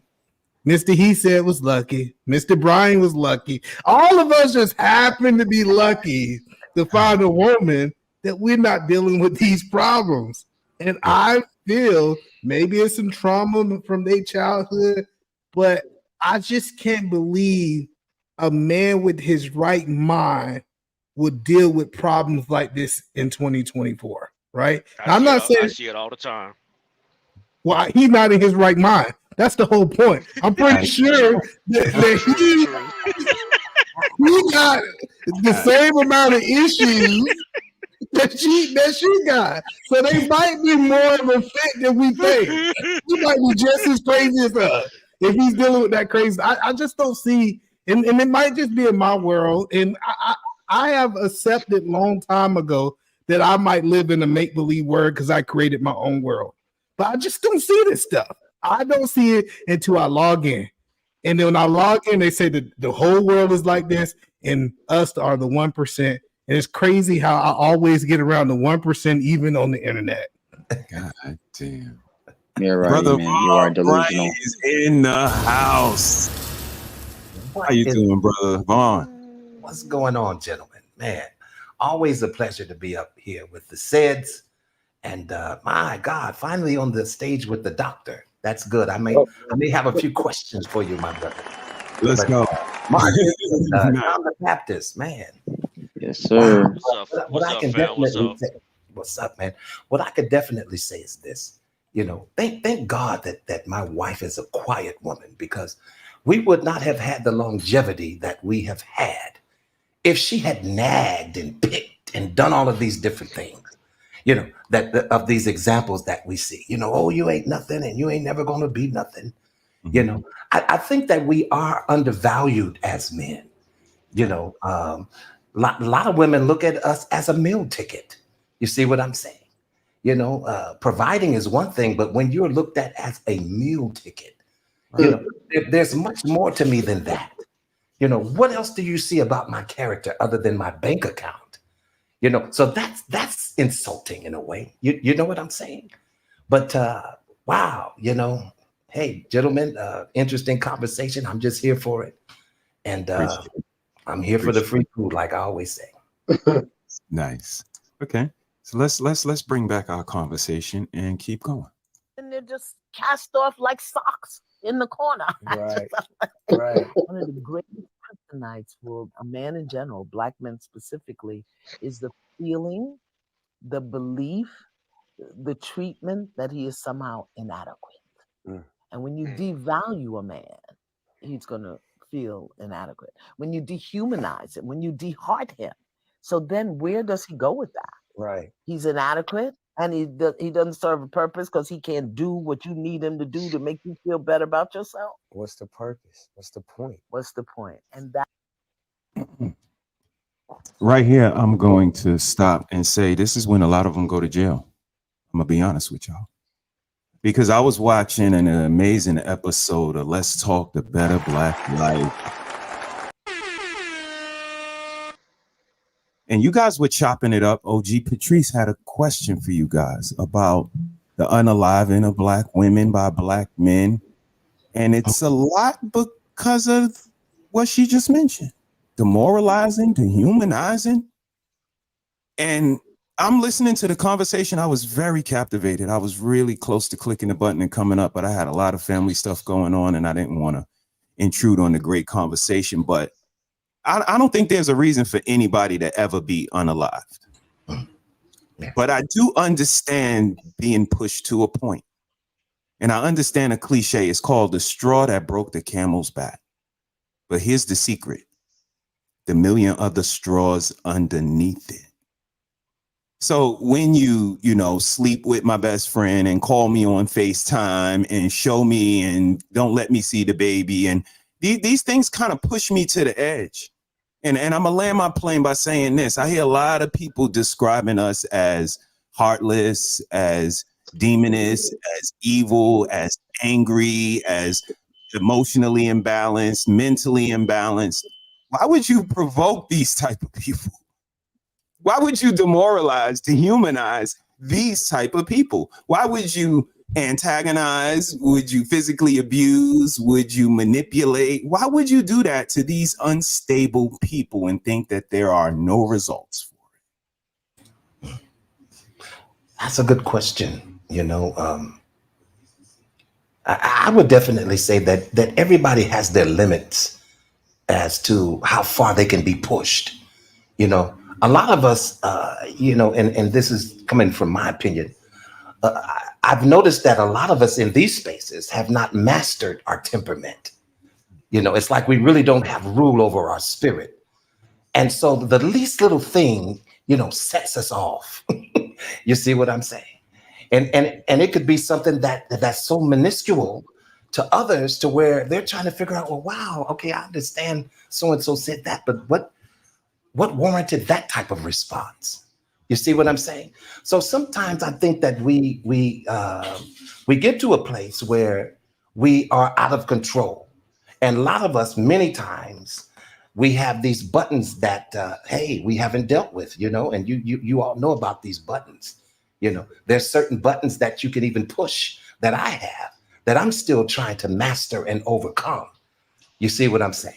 But when it comes to deleting individuals, man, that type of immorality right there, yes, that's going way too far. You see what I'm saying? But when we don't master these little things, these little tiny things, like you said about the straws, well, it just wasn't the one straw. It was the weight of all of those other million straws, and just the one was added. You see what I'm saying? Because we never dealt with all of that other weight.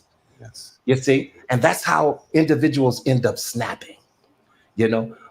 But I can't give excuse to it. You know what I'm saying? Good point. Absolutely. No, that's a great point. I would agree. What's the gentleman's name? What's the gentleman's name that's speaking right now? I'm sorry. That is Brother Von Bright.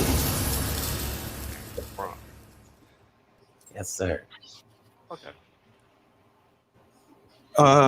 What do you guys think about what I said? John the Baptist, you could jump in. I was wanting to ask a question to the brother.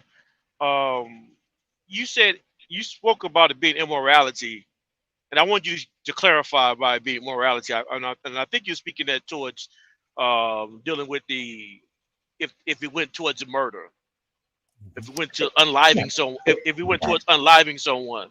Yeah. Exactly. You know, we have individuals, and I know either man says, well, you know, I don't see it in my world. You know, but I have seen it in my world. See what I'm saying? You know, there are men that could come home from work, and just because, you see what I'm saying, the chicken wasn't warm. Absolutely. You see what I'm saying? That could lead to a individual's demise. You know, where have we gone? How far have we gone when we allow these little things to cause us to snap the way that we do? Now, I think that we would all have to agree that mental issues are involved in some of these circumstances. Indeed. Because in my opinion, the normal individual would not resort to those particular ways of dealing. You see what I'm saying? Mm-hmm. Okay, so the reason why I offer some pushback is because, and I'm no way am I a doctor, psychologist. I'm not trying to pretend to be one. I'm not. Neither am I. So my point to that is that if we live in a society now where men are held accountable, if the family is not intact, if the family is not in order, everyone understands that it's the man's job, it's the man's responsibility, and if it's not right, society looks at that man. Even though we know that, even in today's society, we know that all the rights and privileges are given to the women. But we're still going to hold that man accountable, which is why you still see more men in jail. You see more men on child support. You see more men on probation. All the laws are written and punishment are written towards the man. So when you say that he comes home and you say the chicken is not warm, and I understand you're speaking of communication. I'm not trying to hold you, pinpoint you to your words to be, to hold you like your word is his Bible. You were just giving an illustration. We with you, John. Yep, we with you. But the point I'm making though is that when you say the chicken is not warm, but we gloss over the 1,000 things that this man is trying to do to keep his house in order. And when he can't keep his house in order, the wife calls the police on him. The kids rebel against him. I'm gonna jump in before Brother Vaughn jump in. I'm gonna jump in, John the Baptist. I think he was speaking, and this is only me. He can correct me if I'm wrong. I think he was speaking to the instability of us mentally, of the lack of situational awareness and being emotionally and all of the things we say are cliches. And again, we say these things are talking points, but they're not. They are not. Until we are able to understand these things, and I'm gonna let him jump in. That situational awareness is where I land my plane on, because we all played sports. We all had it on the court, on the field. We had it. But when we graduated to our family, we lost it. Now we got to sit in these boxes and talk about situational awareness and how we don't have it. But you had it when you were close to the out of bounds line. That's crazy to me. Brother Vaughn, you jump in. Yeah, exactly. I definitely agree with what you're saying, Mr.HeSaiD. That those were my sentiments when I made that statement. Okay. And it does, but it doesn't necessarily speak to every man. So don't get it twisted now. I'm not putting this on every single man on earth. I'm speaking it's circumstance by circumstance. You see what I'm saying? And what I've noticed in our behavior is that we have not yet mastered and have not we don't have any rule over our spirits, over our temperament. And it has caused us to be in a lot of compromised positions. You see what I'm saying? We should be accountable for our actions. And instead of saying, well, hey, the chicken should have been warm after I did all that I did, why wouldn't it be warm? This is what causes me to go upside your head after an 18-hour day. And I come home, and then you mean to tell me that the salad is limp? What are we talking about here? See, these little things like that is where we get way off track, as men. But this is not all of us, because the men on the stage, we represent a whole different type of crew. Do you see what I'm saying? Yes, but sir. we would be remiss if we did not recognize that these things do occur. Thank you. Indeed. Marcus, you want to jump in there? Doc, you're going to save the conversation after Marcus. Marcus, get in there, man. Yeah, I just think that people, depending on what the situation is, what the issue is, some things, if it is worth saying, learn how to just communicate with the person across from you. Like, take the time to understand, verbalize it, communicate well, and break it down. Like, hey, this is a limitation. It's a matter of respect, of boundary. Or, sometimes in relationships, you notice when we're living with our significant other, sometimes we're there with them for a while. The little things we start noticing, it starts making an issue for ourselves or for the other person opposite of us, across from us. Like they get like, oh, it's the way you fold the clothes, or you didn't season the food enough, or something like that. And then before you know it, it just festers and it grows. A lot of times we also have these inner issues with ourselves. I sometimes call it these inner battles, or these trials and tribulations, some inner demons within us, some deeper rooted issues. So I think before you can put it on somebody else, look at yourself in the mirror and say, hey, is this right to put this on somebody else just because I had a bad day at work, or I had some issue with a family member or something like that, So I just think, like, just look at it closely and before you act on it, like, don't have a reaction to it just yet. Take a step back and try to analyze it. And who never knows, like, that could help you out more in the relationship. It has for me. So I'll end it there. I won't long stroke it. And can I just add something real quickly? Sure, brother. Earlier when we were speaking about kryptonite, I found that part of the conversation very interesting, because there are certain weaknesses that we all behold, that we all have. You see what I'm saying? And we can't overcome these weaknesses unless we recognize them as, this is a weak area. This is an area that I need to gain strength in, And so the kryptonite is it takes on different shapes and forms in regards to different individuals at any given time. My kryptonite may not be your kryptonite. See what I'm saying? Your kryptonite might not be mine. E-Man made a good point about that when he spoke about, well, it didn't affect Batman. And I get that. That's good. But nevertheless, Batman had a weakness. You see what I'm saying? See, we all have weaknesses, and, I ain't trying to be super spiritual or anything, but I've grown in maturity enough to know that God's strength, the strength of God, is made perfect in my weakness. You see, when I can admit that I'm weak in this area, you see, that's when change could come about. So I thought that aspect of the conversation was very interesting, and I just wanted to make a comment about it. Absolutely. Don't he sounds like Santa Claus when he speaks, don't he? Like it sounds like a Christmas carol almost, like just so jolly and stuff. So what I want to add to that though is, and not just to the conversation in general, is that I think we've gotten to a place where I think when a man comes home from work, it's not the chicken that he's talking about. It's not the chicken. That's not what set him over the edge. What that man has noticed for the past 10, 15, 20, 30 years is that he's noticed that, okay, why is my wife on Instagram twerking? Why is my daughter walking around now? Why is my daughter walk around with hot pants on? Yeah, why is my son playing with a Barbie doll and switching and wearing dresses?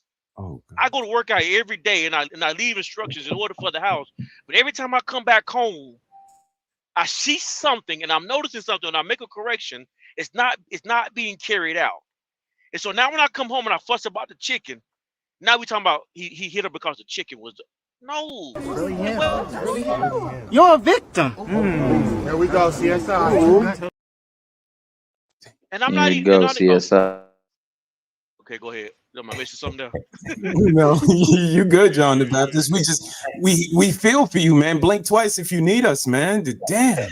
Let us know, brother. Please let us know. I know. I do understand where John's coming from because I had an uncle myself who, from my dad's side, his brother, and his, my cousin, which is my uncle's son, became the daughter, and I think something like that. It's crazy. So I get what he's saying. Okay. And this is, and don't get me wrong. This is like these are real life experiences. Okay, like for example, Magic Johnson's wife knew that his oldest son was possibly gay at 4 or 5 years old, but she hid it from him. She knew he had dolls, and she said to him, "Don't let your dad see you play with this." This is what I'm talking about. I mean, and then Magic Johnson goes around smiling and laughing, but on the inside is tearing him up as a man. And I'll land my plane there. But you know what? We can't listen. We can't just play the chess game, and just because your opponent is it looks like they are winning, then you just flip the table over. You see what I'm saying? And you just destroy all the pieces on the table because you know that you're not winning. You see what I'm saying? And although I do get what John the Baptist is saying, but my question would be, why, as a man, is your house so out of control? Okay, that's a great question. I want John the Baptist to answer that, but what I want to jump in the middle just to kind of smooth it out, and then we're gonna let Doc save the conversation. But I think what he's speaking to, Brother Vaughn, is just the inconsideration, the lack of reciprocation. With this man doing 40 to 60 hours and, his word is not being adhered to, his house isn't being maintained, there's no curation there. I think it's that lack of consideration that sometimes happens in our families. I have a friend that's been married to his wife maybe more than 20 years, and he does not like his children or her eating pork. But till this day, 25 years later, they still eat pork. And it's indicative of his marriage that he just can't get control over his household because whether they don't see eye to eye or their, values don't line up, whatever the case may be. But this is where we all speak to, we have to vet properly. We have to be in line with our significant other, and we got to be willing to make the changes necessary to keep them in our life. I think that's overall everybody's message, when we come here. But Brother Vaughn, you jump in. No, I can understand exactly what you're saying. It's just I feel in some ways that we give excuse to our behaviors. You know what I'm saying? And irregardless whether the house is not clean and the children are running around and some dirty diapers and the wife didn't do nothing, I think that there's something that we as men should be able to do to put these things in place. You know, we that's start picking stuff all. up. We start picking up stuff around the house. Do we? How do we? What does that look I like? got you. I No, got no, you. I no, got no, you. no. I got you. I Okay, got go you. ahead. This is what we do. I give Hold you. on. My bad, go ahead. Let's let Brother Vaughn land his plane, and then you jump right in, JTB. No, you know, basically what I'm saying is, if Go the ahead, house, land that says Santa. yeah, if the house is that unruly, how did it get that way? Did we just allow it? Did we just watch it step by step enter into this fashion? You see what I'm saying? Or did we not intervene when we saw that these things were about to take place and be out of order? I'm just asking. Okay. You see what I'm saying? Go ahead. I'm listening.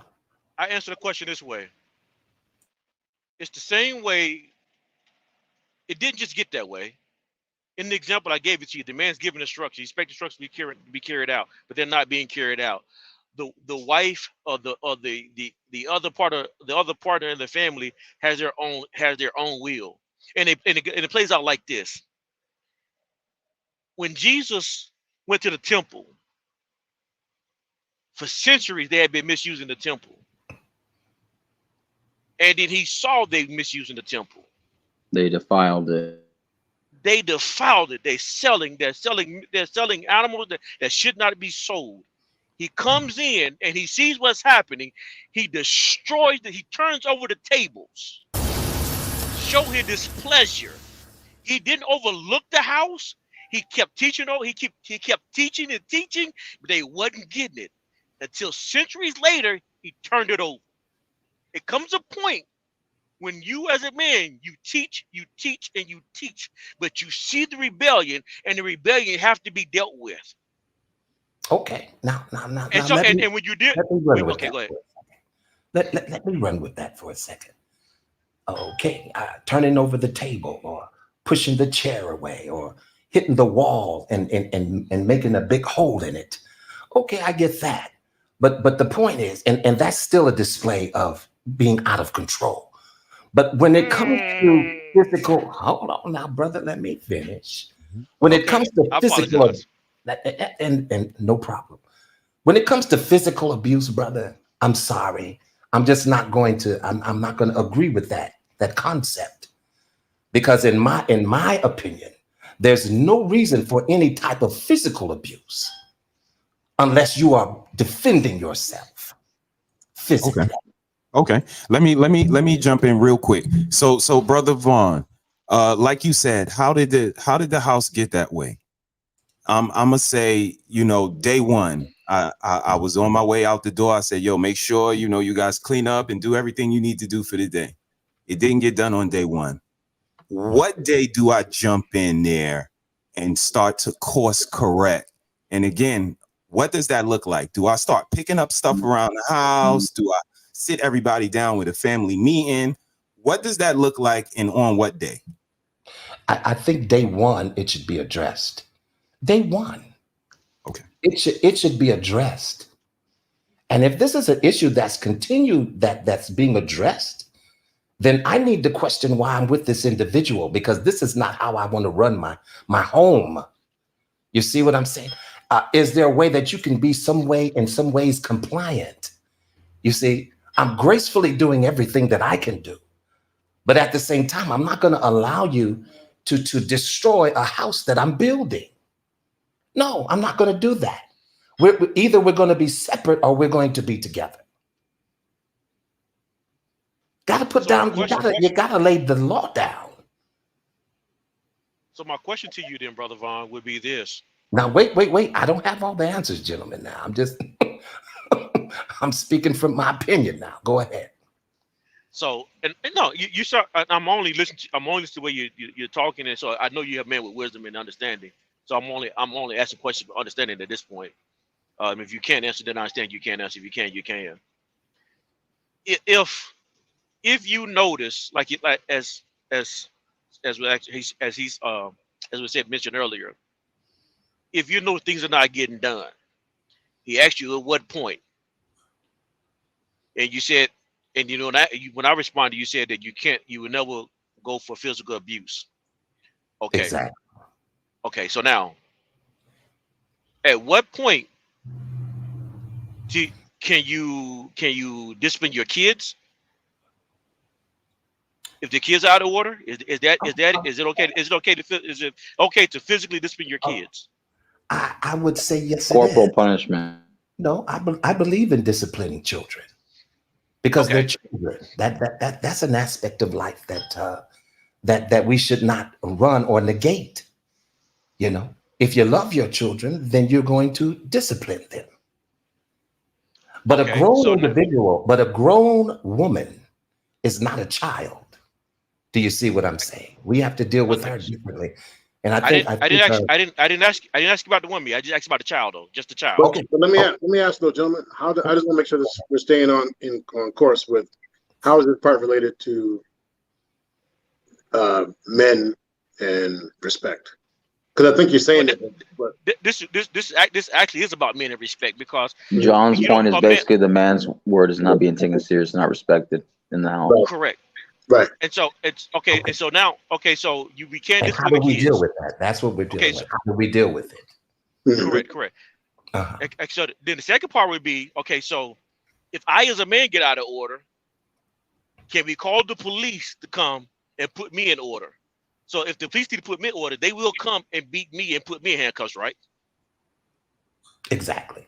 Okay. So now. And if I'm out of order, she can physically hit me, and I can still go to jail, right? Okay, so now if these things can happen, if the child can be disciplined, if the husband and father can be disciplined, when can a woman be disciplined? Okay, well now let me ask this final question, and I'll let you have it. Yeah, I'm agreeing with you. That we shouldn't just go around beating on women. I agree with you on that one. But I'm saying to you though, if all parties can be disciplined except for the woman, how do our word ever get valued if one person has no consequence? And that's the part where I think that's a great question, but I still want to keep it to where we're tied into this video. I think these are great points, but is it tied directly into Black men? Because now we're talking about how do we discipline the woman. Yeah, and see that we can move on then. I mean, I think it's important. I don't want to sidestep it, but at the same time, I just don't want it to lose the part of, hey, Black men, because then it'll switch us to, is it possible then we're switching it to because of women? Exactly. I can follow. I can get that. Can I just say real quick? It's also who you allow into your household, into your circle. You know, it's what you want to put up with, is what you want to go through. If you know that that standard or that respect boundary isn't being met, you don't have to keep seeing that person before it even gets to that point. A lot of times we'll overlook things just because of the short-term gratification, but not looking at the long-term consequence. That's not a bad point. John the Baptist, I can't believe you couldn't tie that in. I can't believe you didn't take an opportunity to tie that in. I can tie it in, but I don't want, like you said, I want to derail the conversation. I can't tie it in, but I don't want to. I'm highly confident you can. It's all right. John does that a lot. I'm just playing. No, I think you were being respectful and pulling back, but I'm highly confident you would have tied it in. And you were. It was just like a couple of words missing. But no, all you guys make excellent points, and that's why I pointed out, what day do I point it out? And like Brother Vaughn said, you pointed out on day one. So if they don't listen on day one, because again, we got to the point where the house isn't in order. So they didn't listen on day one. And that's where John the Baptist comes in, because like he said, the kids can be disciplined. But what discipline can I do to my wife? Okay, you didn't do it. All right, I'm sorry. Okay. I can't say go to your room, think about what you did. Can't physically discipline her. Can't take away stuff from her. So what John the Baptist is saying is, in the hierarchy of family, if one of the sublets don't have consequences for their actions, how do we maintain the hierarchy?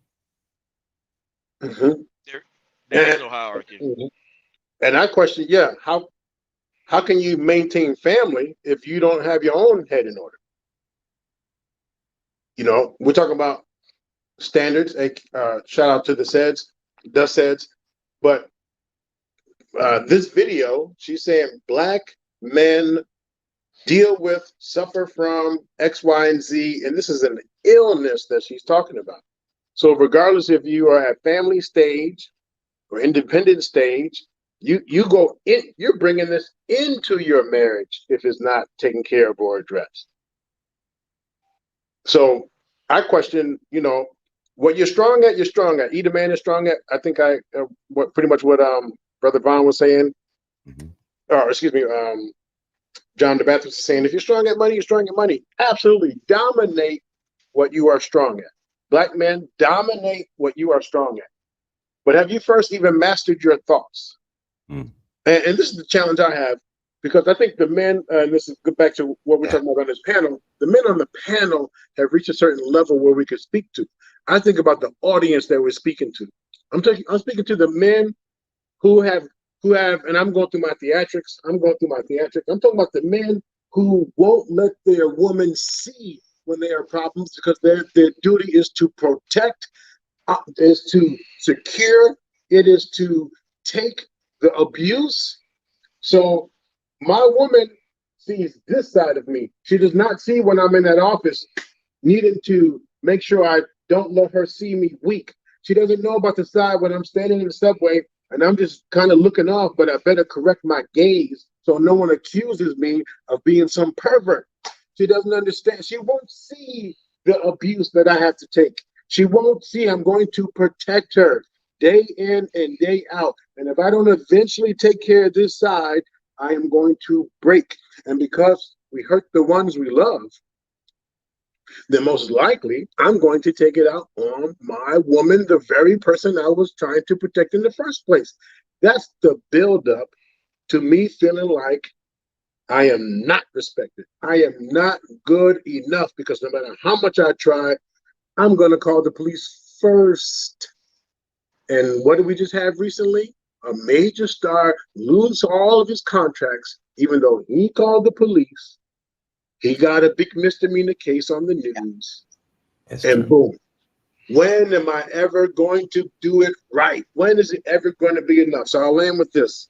What if we actually had a set of principles that it doesn't matter how much abuse I endure, I actually know the boundary. I actually know self-respect, and I know how to command respect as well as demand respect. Command and demand respect. I own my moments when I can. I own my shit when I need to, because not everything is my fault. Not everything is everyone else's fault. And I'll say this, once you master yourself, then you can endure, because no matter how much I take on, I know there's a power greater than me. There's a power greater than me that I can give. Wait. Not only is there a power greater than me, that power said, I won't give you more than you can handle. So if I get caught up in the social media and all the soft stuff and making me soft to the point where I'm so confused, I don't know what to do. Well, I have work to do. And so if I have a band of brothers I can lean on, if I have a book that I can read, if I have a power that I can pray to, if I have whatever it is to maintain my dignity, self-respect, honor, and live and learn to let go. So then, answer to the video, yes, I feel inadequate at times, but I have the skill set or the foundation or the pillars to lean on. So when I do feel inadequate, I know how to refresh and know that I am enough. Fuck what everyone's talking about. I am enough. I'll yield my mic there. In that video, the guy that was embarrassed by the female because she wouldn't pay for her groceries, and they had been dating for a couple of days. Yes. Let's say they had been married for 4 years. Let's say now let's say they've been married for 5-10 years. Let's say 10 years to make this more realistic. And they've now had 1 or 2 kids together. Nothing's changed since that video. Do you think those kids are going to respect her or him? No. The clinical term is hostility. I'm actually upset with him but I take it out on her because I'm thinking, dang, for real, why would you be with a dude like this? And then respect. See, men, all men, but men, we want respect. That's part of the thing that tears us down. So I don't see where a teenager or whatever is going to actually continuously or sustain respect for this man who, why didn't you say something to my mama? She's only a woman. She's only this. She's only, how come you? Damn, dude. Okay, so now let's say in that same video, let's take that same man. That same man is a man of order and instruction and structure. But he's at work, she's at home, but she's the same type of female. They have a couple of kids together. Do you think those kids are going to respect him still? He's doing his job. He's doing his role, but is she doing her role? Probably not, but probably not. But here's the tricky part that I just want to say this. I actually do, and this is not promoting, but I just want to show you the answer. My answer to your question, great question. I actually do a workshop called The Part That They Don't Tell Us. Okay, the part that they don't tell us. And one of the things that I think we forget or not even aware of, that strong man sometimes magnetically attracts the weak woman. That strong man magnetically attracts the weak woman. So where it looks like she's just being whatever, how come he won't do something? Well, she also gives him a sense of purpose, especially if he doesn't have those other pillars to lean on and those other values and principles and morals. She's a project for him. And so that kid still sees a weak man that has to depend on her to be his project for him to sustain. You should stop that BS right from the beginning, at least have those conversations. You should be able to model that in front of your kids, stay at home or not. If she's able to have the same behavior that's disruptive to the home, and he's not holding her accountable, even if they have the conversations privately, if he's not holding her accountable, I don't see where those teens will sustain the level of respect for him. Okay, so Doc, with that just said, now transfer from their home, that same model from the home to society. Yes, sir. And then you get the reason why men don't have value in society. Bam. Because that's the reason why, because everything that we do, men can never have value because we got to defend the woman. In both scenarios, the man, we had no fault blaming the man. We had no fault saying that he cannot be abusive towards her. But each time we buried him. And then we wonder why today's time men have no value, because we put men in a position where they can't have any value. Right. Yes, sir. Yes, sir. I don't know what we do in this scenario where men can have value. If when it comes time to hold him accountable, we just said he was a weak man in both scenarios. We just said him being a strong man still attracted a weak woman. He couldn't win no matter what scenario. That's right. Right. Never is enough. Can never win. Yes, sir. And when you devalue a man, he's going to feel inadequate. When you dehumanize him, when you deheart him, so then where does he go with that? Right. He's inadequate, and he doesn't serve a purpose because he can't do what you need him to do to make you feel better about yourself. What's the purpose? What's the point? What's the point? And that's why we have these incredible rises in suicide. Where in the world do we see them lifted, honored? I don't want to say respected. And here's what I hear in the back of my mind. So let me just go ahead and deal with it. Black women saying, well, look what they do. And look how they are. And look what they do. And what you guys think about that? What you heard so far? Let's start with you, Brother Vaughn. Yeah, there is a lot of downplaying when it comes to the character of men in our society. And I get it, and I hear it. I hear it in a lot of these spaces as well. You know what I'm saying? The real world is a little bit different. I'm going to have to snatch that from Brother E that just spoke earlier, that, YouTube is a little different than what's going on in reality, But at the same time, though, what she says has a lot of weight to it. You see what I'm saying? Because if an individual is constantly devaluing you, then what does that do to your psyche? You see what I'm saying? How does that affect you? How does that affect your movement? You know, when you're constantly being told that you're not enough, you're not worth anything, you're this, you're that, you're not good enough. You see what I'm saying? You're inadequate. You see what I'm saying? So as men, we have to know who we are within our own being. We cannot allow the words of other individuals to determine how we move and how we work and how we be. You see what I'm saying? Just because you said I'm weak. No. That's your opinion. I am strong. You see what I'm saying? Just because a person has an opinion of your character, it doesn't change who you are as a person if you don't allow it to. If you don't allow it to. You see, but when you're constantly hearing these things, now I wanted to go back to that video, the grocery store video. Could we go back to that real quick? Because I wanted to say something about that. Okay, let me pull it up real quick. You go ahead and give us a prelude to that, or Doc, you can jump in. No, I was going to ask Brother Vaughn if he would, while you pull up the video, if he would give us some. Yeah.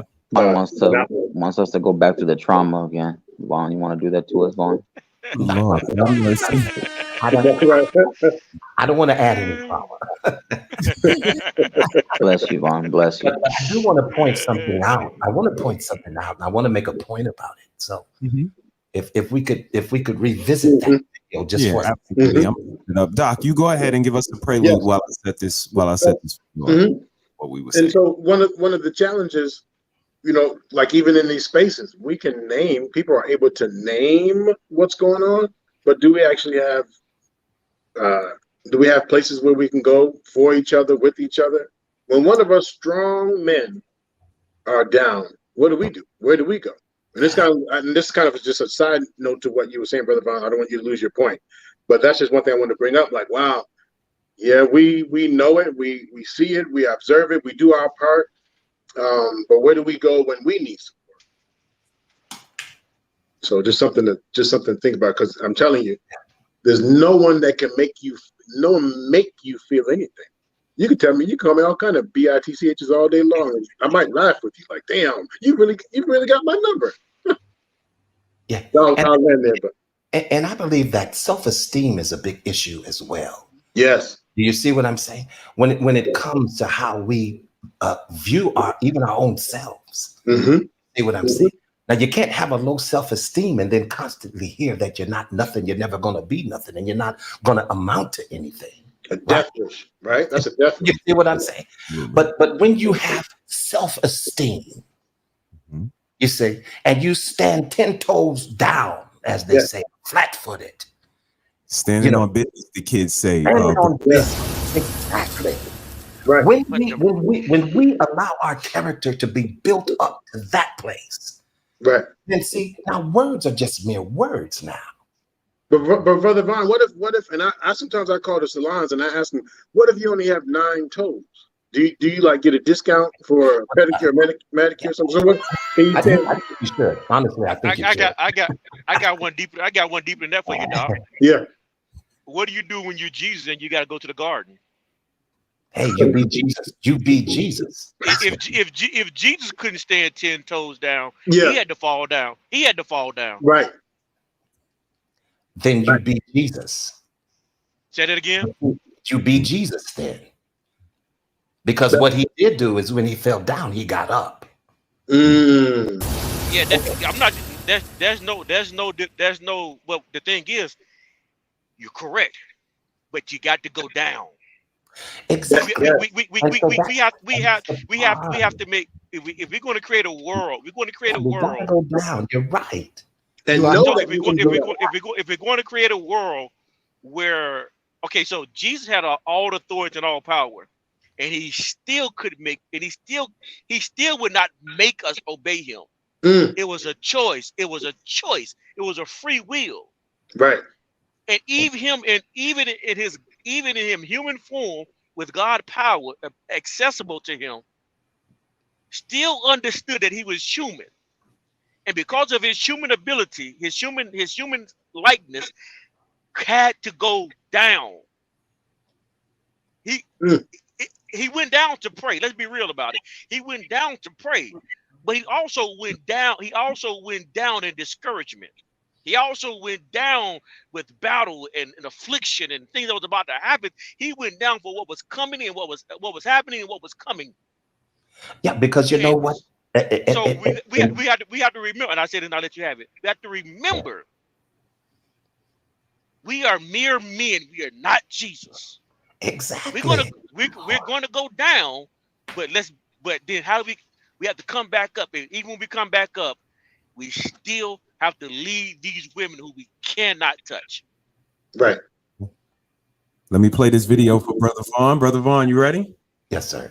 You let me know if you need me to stop it or anything. Here we go. Pay for these groceries a week. I don't have enough money. I don't have enough.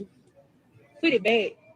I have to feed my 1-year-old, and you telling me so you can date me, but you can't pay for this stuff. That's what you're telling me? Is that what you're telling me? See, that's how these guys do, baby. They take you out on dates and don't want to pay for your stuff. And then he know I got a 1-year-old baby. You don't even want to buy my baby clothes. That's how guys do nowadays. Oh, you can stop it right there. So here again, you know, how do you start off? It's going to be the way that you end up. That's why it's very important to establish guidelines. You see what I'm saying? And borders. This is where you don't cross. See what I'm saying?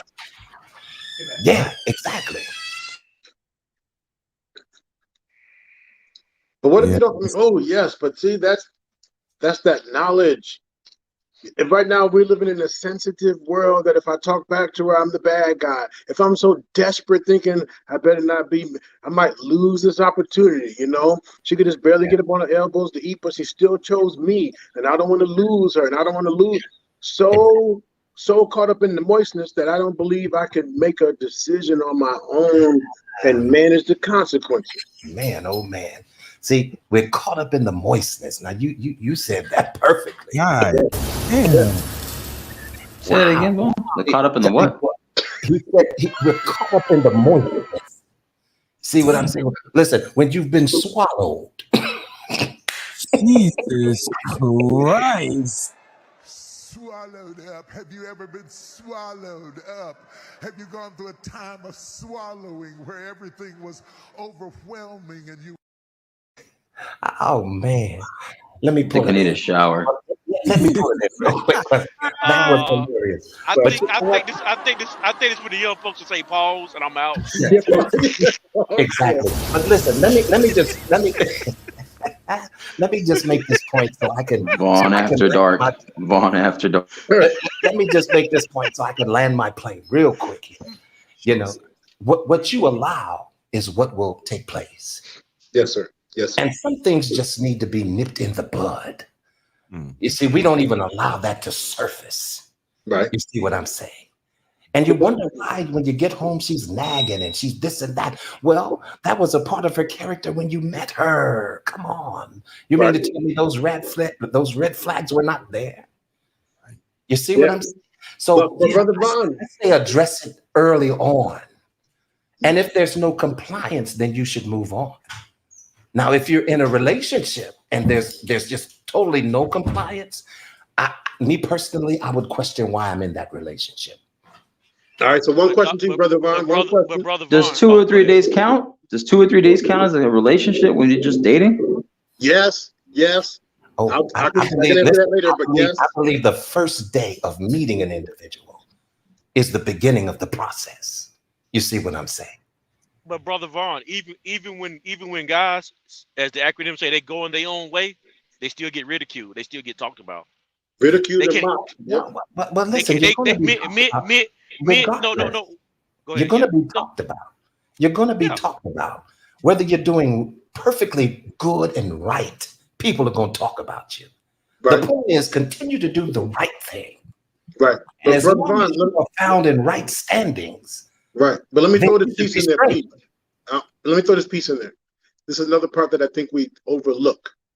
Relationships are fluid. I could have had this conversation on January 1st in 2020.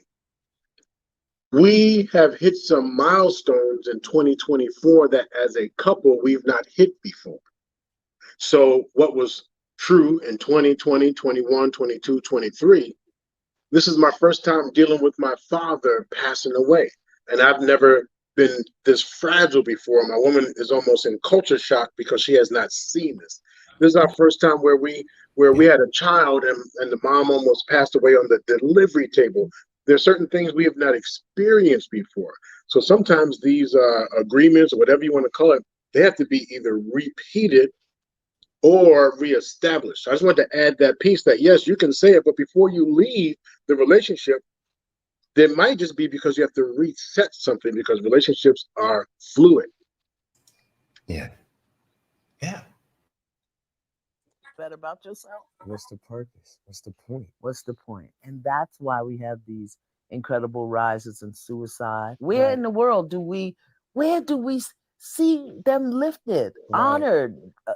I don't want to say respected. And here's what I hear in the back of my mind. So let me just go ahead and deal with it. Black women saying, well, look what they do. And look how they are. And look what they do. You know, and we unwittingly. You know what's crazy? My mind goes even deeper than hers. I was so proud of myself. Because I even hear the men that yell at us. Like, why are you talking about women? And then they go to their channel and talk about women. Like, why are you saying that? Like, why not? I got dominion over everything. Like, they fall right in line with the women that she hear in her head. And again, I would call it a talking point, but why she hearing in her head? She my elder. She like 60, 70 years old. And like, you know, John the Baptist pointed out, it was a time where she was on the 180 end of this spectrum. She was Iyanla Vanzant, the spiritual Eurobist. And I am a spiritual advisor, and this is not about love. This is not how our community. Now she's saying exactly what was being told to her by Shahrazad Ali. And my question to you, gentlemen, after saying all of that, do Black men need some sort of religion? Do they need the nation? What the father was able to do was, through his teachings, he was able to bring out the mathematics and I think one of the most important lessons, which is called the 12 jewels. And those are knowledge, wisdom, understanding, freedom, justice, equality, food, clothing, shelter, love, peace, and happiness. So a man must first get knowledge, wisdom, understanding. Once you got that, then you could go for your freedom. But freedom must operate under a law of justice. I'm free to smack you in the face, right? But now justice comes in. That's the reward or penalty for my acts or deeds. So that keeps everybody at equality. Because what? All men are created equal until you do something to break that equilibrium. Now, once you establish that, then what do a man need to strive for? His food. Of course, food for thought and physical food. His clothing. Of course, clothing, for clothing, but a cloak of righteousness as well. And his shelter. A shelter to live in and a shelter to protect itself from negative things in his atmosphere. And once you got that, what's left? Love. But what's love without peace? And what's love and peace without happiness? And happiness is total, complete satisfaction with yourself.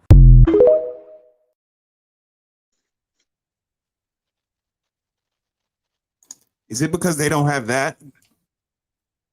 I would say, you know, Christianity, but that's the predominant religion here, and it's not doing well. Well, as we see, I mean, you know, just look at the media. Look what's happening on social media. So you know, I look you have a lot of perpetrators, right? Only because the things that he just described there, they were very obtainable. They were very realistic. And he started with everything you guys alluded to here. Knowledge. Until you know self, knowledge of self, self-esteem, self-reliance, self-preservation. Until you know that, you're not going to care about yourself too much. And when that knowledge, wisdom, understanding, and a cloak of righteousness, as far as, you know, clothing and shelter, and all of those things were very, you know, chronological, very realistic, very obtainable. Do you think black men need something in that area to start to ascribe to something different, to start to love themselves over something more than money? Or do you guys think something different? Let's start with Brother Marcus. Yeah, I just think, man, to be honest, I just think it's about self-respect. Focus on self-respect. Understand who you surround yourself around. Because whatever you feed into it will grow. So if you hang around people that are actually doers and people that want to accomplish things, not just talk about it, that makes a big precedent for who you look at. Because when you look at yourself in the mirror, you look at two people: the person you are and the person that you're going to be, that you want to be, hopefully, that you want to strive for. So I think, yeah, just like surround yourself around like-minded people who actually are taking the action. That'll help out, around positive-minded people. And then even if people try to throw stones at you, because it is true, you can be on the right path, and regardless, people are going to try to throw stones at you, and you're going to run through some, bumps in the road. So, I think that's an aspect. Integrity too, and discipline. Yes, sir. A quick question. If I can just get like a 5-second answer. Mr.HeSaiD, what is your definition of respect? Consideration. All right. John the Baptist, 5-second answer. What is your definition of respect? Come back to me. All right, Brother Vaughn. What is my definition of respect? Yeah. Take your time. 5 seconds, so give me all 5. Yep. Respect is a reverence for, yeah, definitely. Okay. Excellent. So, Brother Marcus, one word, and we have 4 different answers. Even to come back to me as an answer. One word, 4 different answers. So when you say a person should respect themselves, their version of respect might not match. And so will they actually be respected? That's all I want to ask. That's a fair point. Yeah, I understand what you're saying. I think for me, the best way to answer it is it's your individual journey. But, like I said, and I agree with you guys earlier, like I've said it before, people, not just because you make it there, not everyone's gonna be rooting for you. But I still respect the hustle. I respect the grind. I respect those who even doubt me, because if it wasn't for you doubting me, I would have never accomplished what I accomplished. Absolutely. And just so you know, I don't disagree with you. I wanted to add to not only have respect, but know what it means for you. So that way, when you're not receiving it, you know what the hell is going on. So I agree with you, brother.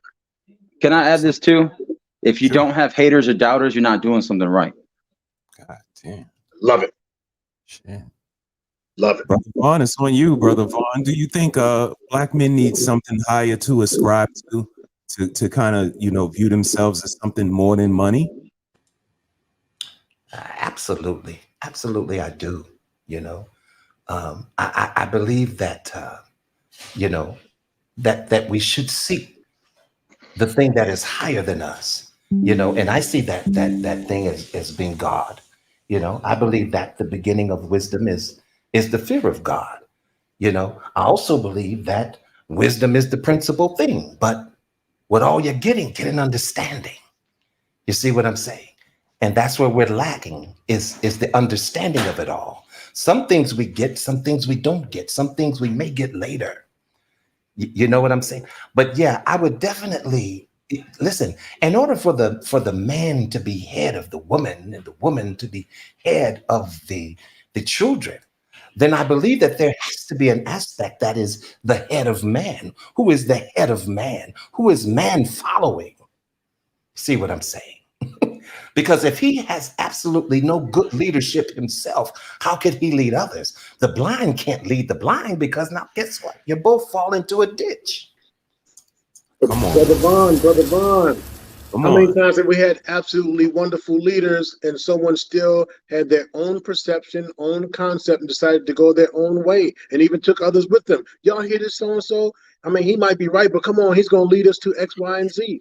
So I'm not talking about leaders of the nation now. I'm talking about leaders of an individual, the family nucleus. You see what I'm saying? So I'm not talking about head of state or head of nations. Head of home. Head of home. How many times have we abandoned our I'm just saying, hey, head of my wife, head of my children.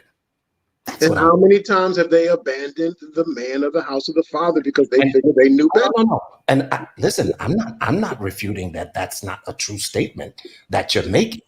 I was just asked the question, right? Yes, sir. Oh, yes, sir. Yes, sir. I'm bad.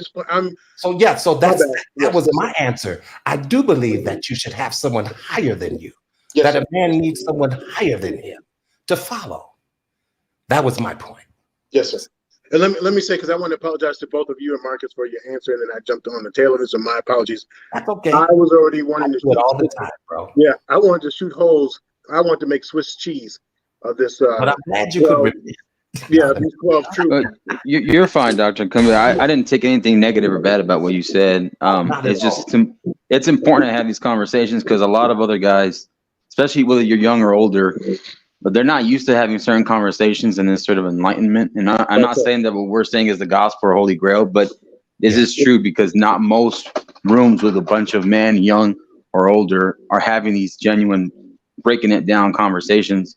Exactly. So, and especially whether it's on a mass level or individual level, whether you're at home by yourself in the dark or in a room or whatever, or whether you're in a multi-purpose room, whatever it is. So, I don't listen, I've been in combat, I've been in military, I've worked for the government, still am. I've been in sports. So, my father is old school Mexican style. So, he didn't talk to me in a nice way. He talked to me firm and grip. So you trust me. I appreciate it. I appreciate all of you. We appreciate you. And let me just say this, let me just say this if I could, and I don't want to leave with a misunderstanding, when I said head of, even when it comes to head of states, I think that they should have someone higher than them to help them figure out what it is how they need to move and do.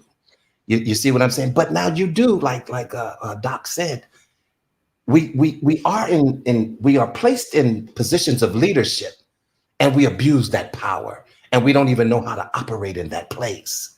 So in regards to what the doc was saying, I can be in agreement with that, because hey, man, when the wicked are in leadership, the people mourn. They mourn. Indeed. John the Baptist, help us out, man. What can our brothers ascribe to, man, to get them to view themselves as something outside of money? So to get back, I just want to deal with the question Doctor asked about Marcus's question first. Sure. He said, and Marcus talked about respect. The reason why I didn't want to answer on Marcus's question because I didn't want to derive from what Marcus was saying with my answer. Okay. No worries. Respect. First of all, we know that respect is how you admire someone, right? But how you show respect is different to each man. So and it's up if we talk about in relationships, how you value how you show respect is how that man's going to receive it. But every man deserves to be, according to Marcus' answer, every man needs to be admired by his wife and his kids, his family. Yes, sir. How you show it is what is going to be different, which is why I didn't want to say all that in Marcus's answer, because it took way more than 5 seconds for me to say that. But now to get back, technically y'all took the whole stream to talk, so whatever. Right. Okay, go ahead, John. You got it. Okay, let's go ahead. Yes, and every bring her. man needs a. What was your question? You almost had him. You almost had him. I thought he was gonna stop. Can y'all hear me? Oh, yeah, Mr.HeSaiD, what's the question? There was no question. I was letting John finish up. I thought he was still, I thought he said that was just a pause. I'm losing my signal. I have to make sure y'all can hear me. Yeah, we got you. So does every man need a higher power? Is the question? It was more specifically, what do you think that black men need to ascribe to kind of see themselves as something more than money? Do you think that would be a higher power? Do you think that would be something different? Yeah, to me, in my personal opinion, I think every man needs to a belief in God, something that a set of order and principles that gives you something to look towards to when you can't understand and figure out life that most people can agree on. And if you look at the way the world is created, space, matter, and time, and all of everything that's created is created in a certain order. You can look to it and understand that there's a belief system already in place in the way the world is created, in the way it's created, and the way it's run, and the way it's ran. And if you look to it, it gives you can derive a set of principles from it. Now, whether you ascribe it to being Christian, Muslim, Buddhist, I won't go too far because some people don't believe in God at all. We'll take Buddhists off of there. But even though they still believe in a world that's being created and that has an order in the system. I ascribe it to being God, my faith in Jesus Christ. But the one thing I know, there's a set of principles that lets me know that money is not the driving cost of my life. If you fall into a system where you think that money is driving principle of your life, it's going to lead you wrong every single time. If you think women are the driving cost of your life, it's going to lead you wrong every single time. If you think power, it's going to lead you wrong every single time. If you look at the world order and the way it was constructed, the way that it's ran, it gives you a set of principles and beliefs that lets you know that there's structure and order and principles that keeps you in line. Yes, indeed. Well said, sir. Shout out to Chef on the check-in. What up, Chef? What's popping, my guy? Hope all is well. He said peace, love, and light to Mr.HeSaiD, my brother on the panel, and the entire chat. Shout out to you, sir. We talking about the value of a man tonight. If anybody wants to come through, feel free. It's an open panel tonight. We would love to have a lady's perspective up here on this. And let's go ahead and listen to what Sister Iyanla is going to finish up with.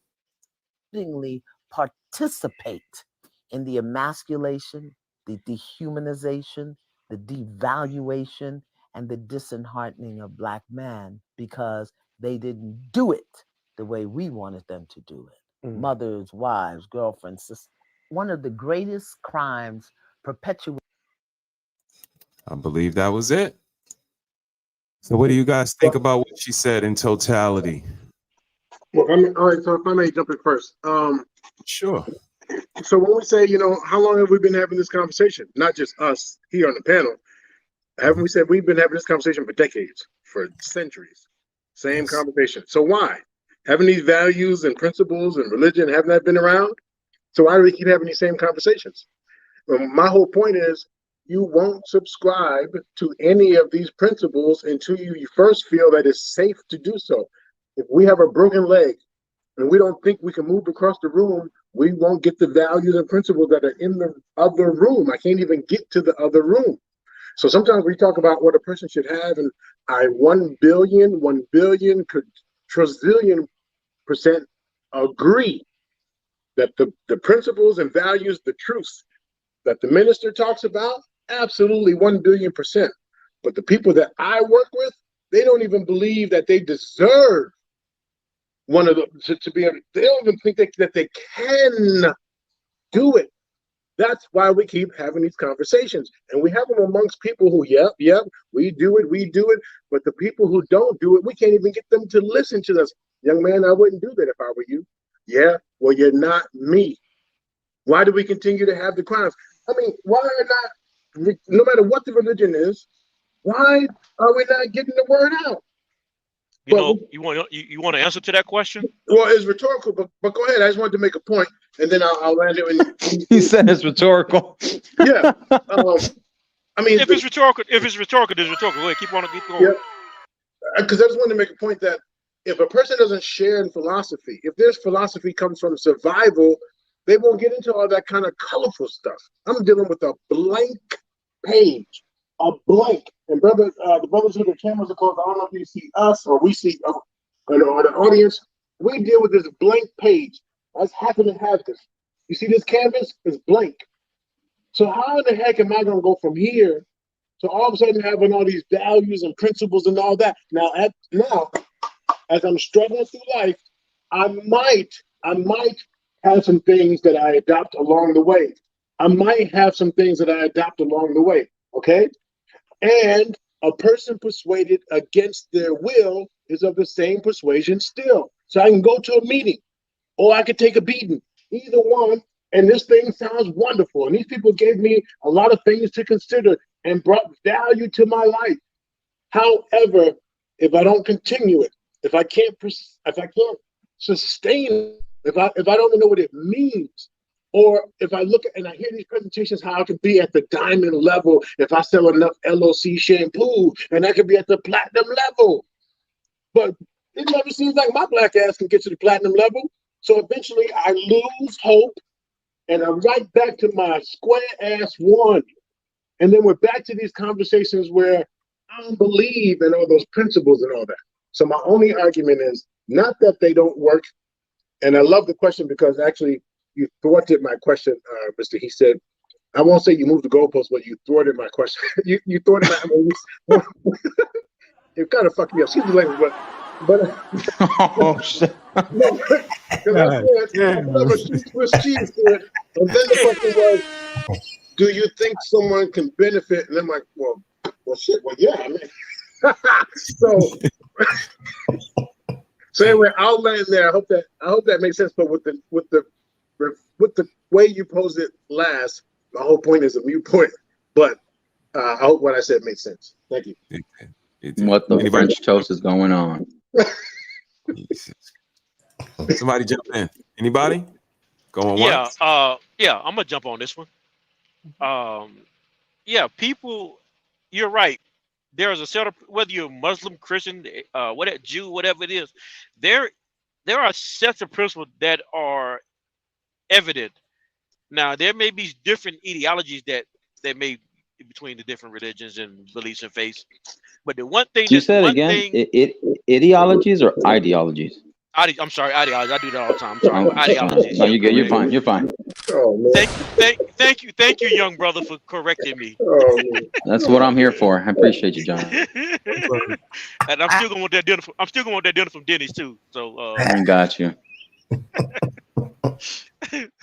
But yes, but yeah, there are different principles and ideologies that is constant and consistent. But Doc, you're right. People don't have to believe in it because they have this thing that's called free will. They don't have to believe that air is real, but yet they're still going to breathe it. But guess what? They don't have to breathe it. They don't have to breathe it. They can shoot themselves in the head and die and not breathe it anymore. They don't. I don't have to force someone to believe something that already exists. They can see the principles and say, you know what? Those principles not going to work. I don't trust them. I don't want to use them. I don't want to see them. That's your choice. That's your choice. Ignore the principles if you want to. That's your choice. Everybody has free will. Beautiful. Beautiful. I love that. Yeah, absolutely. Consequences with everything. Exactly. Yeah. Well, I would just say this. I'll just say this that there has to be something higher than me that is leading and guiding me to perform. You know what I'm saying? But in order for that to take place, I would have to have faith, you see? And faith is the substance of things hoped for, but the evidence of things that are not seen. You see what I'm saying? And so I believe that we when we have that faith and we trust in the Lord with all your heart, lean not to your own understanding, but acknowledge him in all of your ways, and he will direct your path. You see what I'm saying? And so there is a guidance that is necessary in order for me to be effective as a man, as a husband, as a father, as a coworker, as an individual. And that's where I stand on that. Self-value, number one. We have to have that. You see what I'm saying? Self-value. But then what precedes that is godly value. And I landed there. Well said. Well said. Wouldn't disagree. Fellas, I appreciate y'all coming up and hanging out with me, man. I'm going to give everybody the opportunity to give their final thoughts, to let everybody know where they can find you. And if you're doing anything in the near future, please let us know. Doc, you're going to be last out with me because you pretty much are like a co-host for me, man. I appreciate you coming through and giving us your perspective. And it's so admired and appreciated. You have no idea, sir. Marcus, let's start with you, sir. You are the youngest So you are the baby of the bunch. I know you don't know where those lyrics come from, but I feel ageist. That's an ageist comment. I feel attacked. You I are feel the like I'm a baby. victim. God I'm a damn. victim. I'm a Military victim. vet. CSI. You're a victim. There we go, CSI. Here we go, CSI. Damn. What was that? Was that Dr. Kumbe? You said, what were you saying? Oh, I just said, man, you're a military survivor and all that and all this and that. That comment made you feel sensitive, huh? Attack. Hello. Yeah, you know, no, just look at the times, man. Look at the times we're in right now. Damn. Yes, sir. No, you know, I think it's a great show. I appreciate, you know, I thought it was a great perspective and wisdom all around the table. So, like I said, man, just keep doing your thing. Mr. E said, Dr. Nakumbi, I see you in these YouTube streets.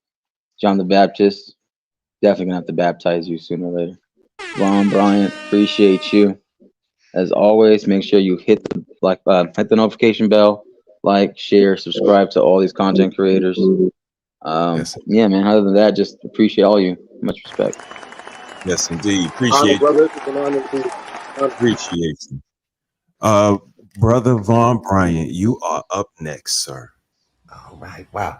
Well, I would just like to say, you know, I'm always honored to be on the panels or streams like yours, Mr. HeSaiD, because I definitely respect your perspective. I watch you quite often, and you and your wife are lovely individuals and very honest and down to earth. I appreciate all of the information that you send out in you know into this space, and it's very positive.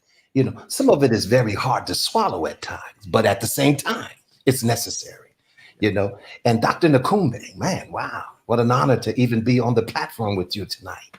You know, I listened to you quite a bit, but I believe this is one of the first times that I've been able to reach the stage with you. Yes, wow, sir. you know, and John the Baptist.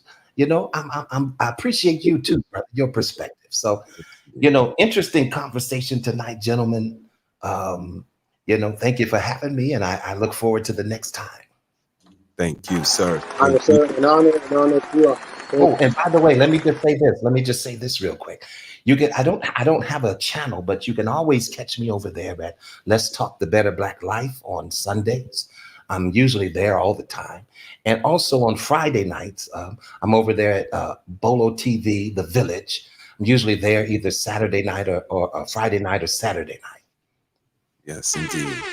Amazing content creators and just an amazing team, amazing conversations, always a welcoming perspective and a welcoming audience. So check out Let's Talk the Better Black Life. Check out Brother Clarence, Brother Rico, Sister Patrice, OG Patrice. We miss you, sis. Can't wait to see you. And Brother Von Bryant. They have an amazing collective over there. Sister Inye is over there as well. You guys go and check them out. John the Baptist, can you follow that? I'll try my best. All this wisdom is going before me, but I'll try my best to keep up. To my little brother Marcus that stepped off, I'm looking for my. I don't want Dennis. I want an IHOP though. Just come on now. That's what I'm talking about. But yeah, no, Dr. Vaughn, Brother Vaughn, it's been I'm not gonna lie, it's been a pleasure talking to you tonight. You're challenging me. You've made me open up my mind to think. Good conversation. I enjoyed the conversation. And I can tell you're a good spiritual brother too as well. I don't even know anything about you, but I just feel a spiritual sense about you. Indeed. Doctor, it's been a great conversation. I mean, really enlightening conversation. I've been with you a couple times. I think it was on BMU. Black man, correct? A black man, yeah. And so I've had good conversation with you in the past before too, and even tonight was even just as great. And Mr. HeSaiD, I think I seen you on Lapeef. I never been on panel with you before, but I think I seen you on Lapeef a couple times. Yeah, I was with Trigger Mike. Yep, I believe I was up there on Trigger Mike's show having a conversation. Yep. Yep, you and your wife. Y'all are great. Y'all are a great tag team. Great tag team. Oh, appreciate you. And you know, I'm not sure if you're aged, but I'm just gonna assume that you're younger than me. And even if I'm not, I'm wrong. Y'all are still a great couple, great young couple, and just keep up the good, strong marriage, whatever, and the things y'all are doing. But to the conversation tonight, I want to leave with the thing about value. Don't buy into this assumed value as a man. You always valued in God's eyes and in God's presence. But in society, your value determines how hard you fight and how you work. No one's going to give you anything on this earth.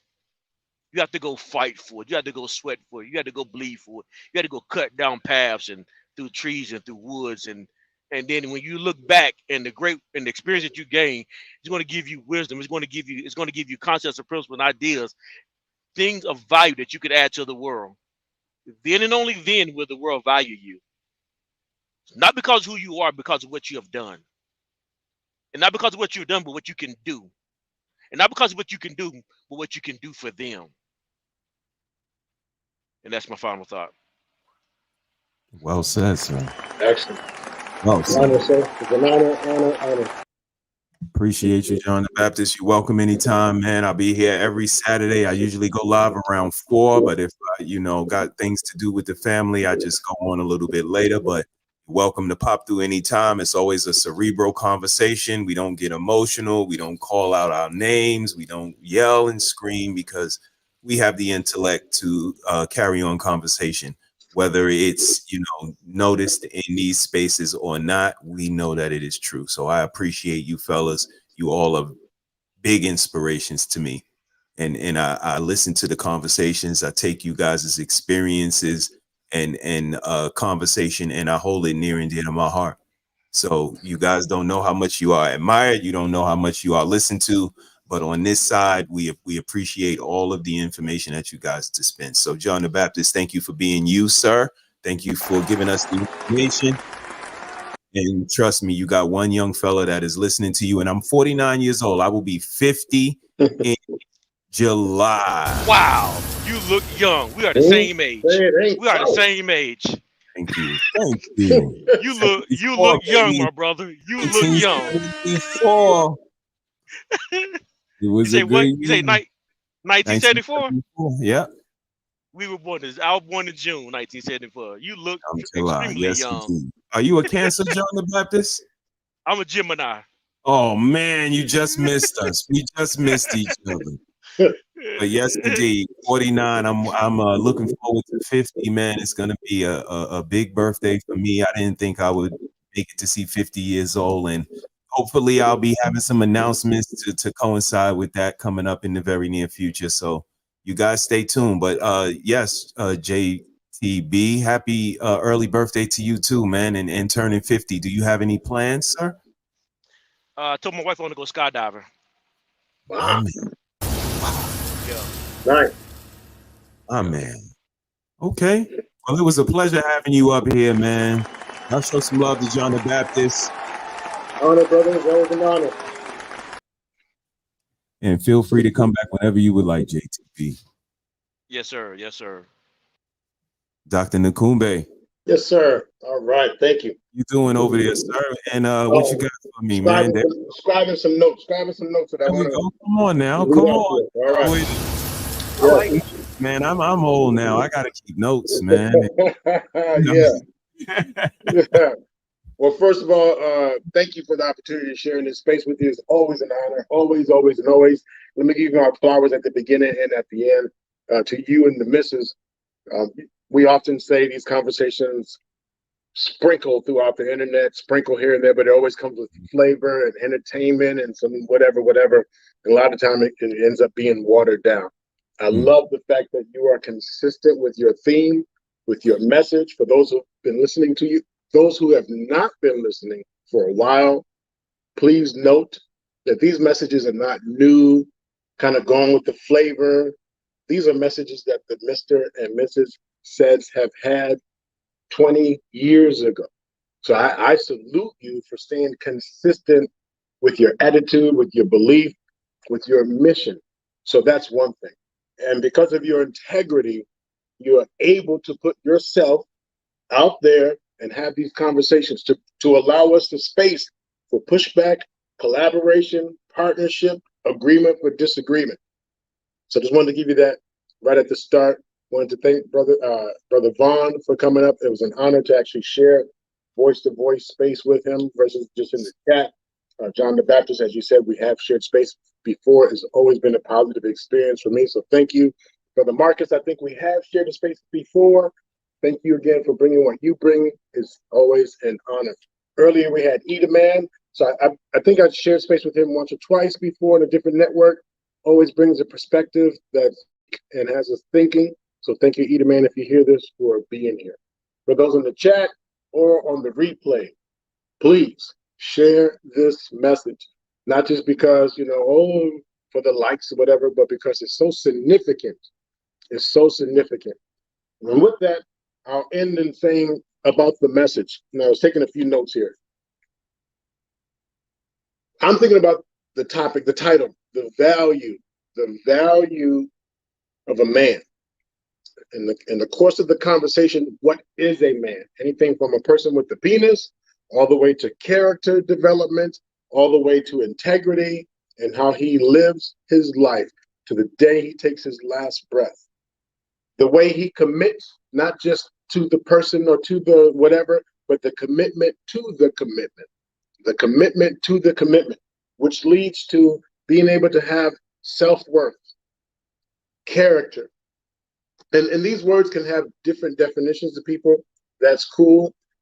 I'm just adding to the 12 values that you were hearing in the show here earlier. Please rewind if you need to and replay those and replay those and replay those. See how they apply to your life.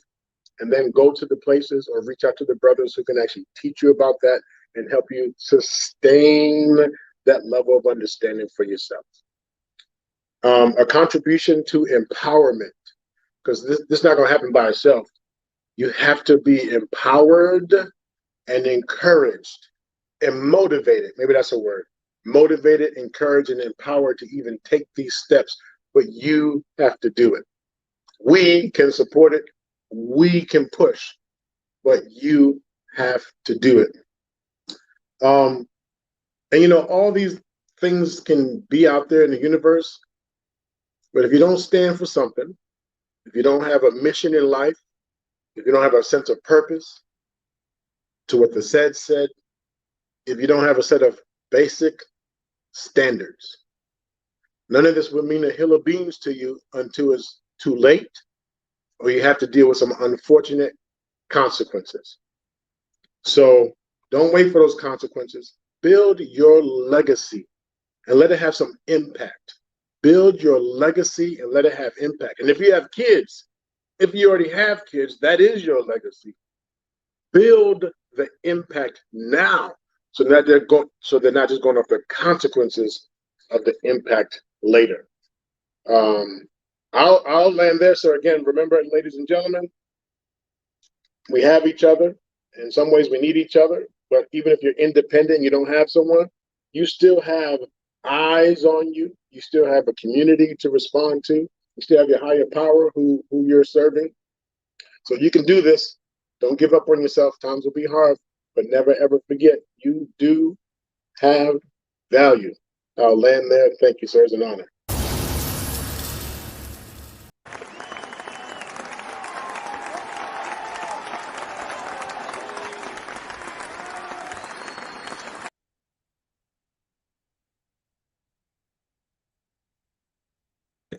Always insightful. Always a pleasure to have you here, brother. And you don't know how much of a blessing you have been on the Harrises, but I'll tell you, you are a blessing, sir. Thank you. Thank you. Let me introduce you for those who are listening out there. So just as much as you thank us and appreciate us, we appreciate you. We would love to hear your final word, which is not just the final word. People, if they listen and pay attention, they'll know it's always been the word. But let's bring you up, brother. Please give us your final words. This was an amazing conversation. I appreciate you brothers coming up to have the conversation with me. And men have value. Fellas, we are more than just a wallet. We are more than just a strong arm to open up a tight lid. But we have to tap into that. We have to recognize that initially. And those 12 steps, you may not ascribe to Islam, you may not ascribe to Christianity, but I think those 12 pillars will put you on a road to integrity, a road to devotion. And a road to a life of being a productive, honorable man. That's all I got. This was fun. I appreciate the conversation from Iyanla, Vanzant, and Nick Cannon. I appreciate the fellas coming up. You'll be able to check the link in the description to get to that conversation. You'll also be able to get a link to the content creators that were on this panel tonight with me. And you guys have an amazing weekend. Do something good for somebody other than yourself, because that's when real character shines through. And listen to what Chef Shapino said. Lady Navoa is in the building. Hey, sis. Hope you're doing well. Inye came up in the joint. Hey, Inye. Hope you're doing well. And Chef said it, man. DaSaidS, the first Black family of YouTube. Yeah. I said it. I second the nomination, so it's official. When you see us, be nice, because we out here. Y'all have a good weekend, man. This was dope. Shout out to everybody in the chat. Shout out to everybody that checked in. Y'all tune in tomorrow. My homie Bunny will be up here kicking wicked rhymes like a fortune teller. Okay. And she's known as Mrs. She Said. I am the other half of He Said, She Said. I am Mr. He Said. Filling your head with He Said, She Said. And I'm here every Saturday at around 4 o'clock-ish. Check me out, yo. I ain't that bad. I'm on my way to 300 subs, but I need everybody's help. So tell somebody to hit the subscribe button.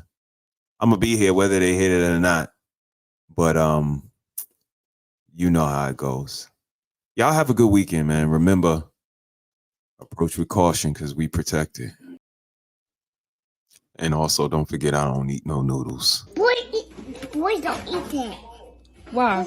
Boys don't eat. I don't eat noodles. I'm a grown man. Straight like that. So y'all have a good weekend, man. Vibe out to my theme song, man. Real shit. Condis, Jay-Z tried to kill me. Cut my name whole way, big pop on the street. Bank rolls full and I can helicopter police. Power up your colon in the back of Papa Caprice. I'm a hog in the beast when it's time to vlog. I release like a walking dog on a leash. A frog on a log at the beach. Pause when I jog to the east. Picking up fog from cheese. Blowing smoke with the priest. I speak for all with the leaf. My nigga, you know that I'm awesome still. These other rappers pop pills like a moxicil. While I'm eating chicken fettuccine pasta meals. Cause everything I do huge like a roster kill. Ill. Trick I on Hotel Rwanda. And Sean Diddy Combs is my auntie Yolanda. I'm all about my combos and drama. Come out the llama and beat it. Hannah Palmer, Geronimo, Prado Obama. I am Adonis, Chandelier, me Walt Disney, Martin Louis, the Dream, Steve Jobs, Bobby and Whitney. Praise issue, I lie the king, how high is he? False literatures, the history's dead pygmies. Truth is my mama and her mama had a baby. Now they in trouble cause somebody gotta pay me. Up to my chin and they rebel, that's why they calling me crazy. I got a friend who I love, I married her and that's my lady. Ma, don't be mad, try to feel me, I know your secrets. For me, I'ma laugh, do we laugh cause I can't believe this. Ain't nobody thinking about me. They been raping and pimping on my entire family. I'm about to set up as John F. Kennedy getting loose. Cause I see Tommy Chow, but we can't find sheets. Yes, I still hit the bone, though it's wrong on my feet. I get ill, yet I'm strong, cause inside lies the beast. I ain't sorry, ain't got a peep out on your neurology. Everybody proud of me, Satan can't find a way to swallow me. My demons follow me, Illuminati trying to bottle me. Stop trying to holler me and get the people who they wanna see. They calling me the new millennium, rock king. Times pop, better than Jigga. Word, my type of nigga. It's obviously safe to say I'm the pick of the litter. My abominable family try to make me a critter. Everybody wanna rape my nerves. I ain't scared of you motherfuckers, none of you make me nervous. If you hire me, I do my job and do it perfect. I ain't tripping on none of these bitches because I'm worth it. Yeah, trip. The helicopter come with security, holding choppers, land, hop off the plane, get inside the mouth of Chewbacca. When you speak up on my name, I just pray that you do it proper. Best lyricist in the game, probably right next to Biggie Papa. Look at you and look at me, little nigga. You what it do, I'm what it be, little nigga. Till my shoe from my knee, little nigga. I'll air out all your loved ones I see, little nigga. Nah, I ain't fucking with you till I think you get the picture. Spending grands on bitches and a million on switches. Ain't shit sweet. Everybody thinking like delicious, making ends meet. Fight trying to make it out the trenches. Assalamu alaikum, thank God for the fix. Plotting real big plate, gotta watch for the snakes. Riding, waking up late, drip, sweat with my heart throbbing. New Batman, made back, tripping, spread mobbing. This young man, he play 10, probably end up fucking up Beyonce friends. Fuck them so good, they gon' have to make it a trend. Fucking on the golf course and fucking in the band. Me, I go like me, highs grow. Ain't a nigga in the globe that can be my host. Get a nigga to the bone, make it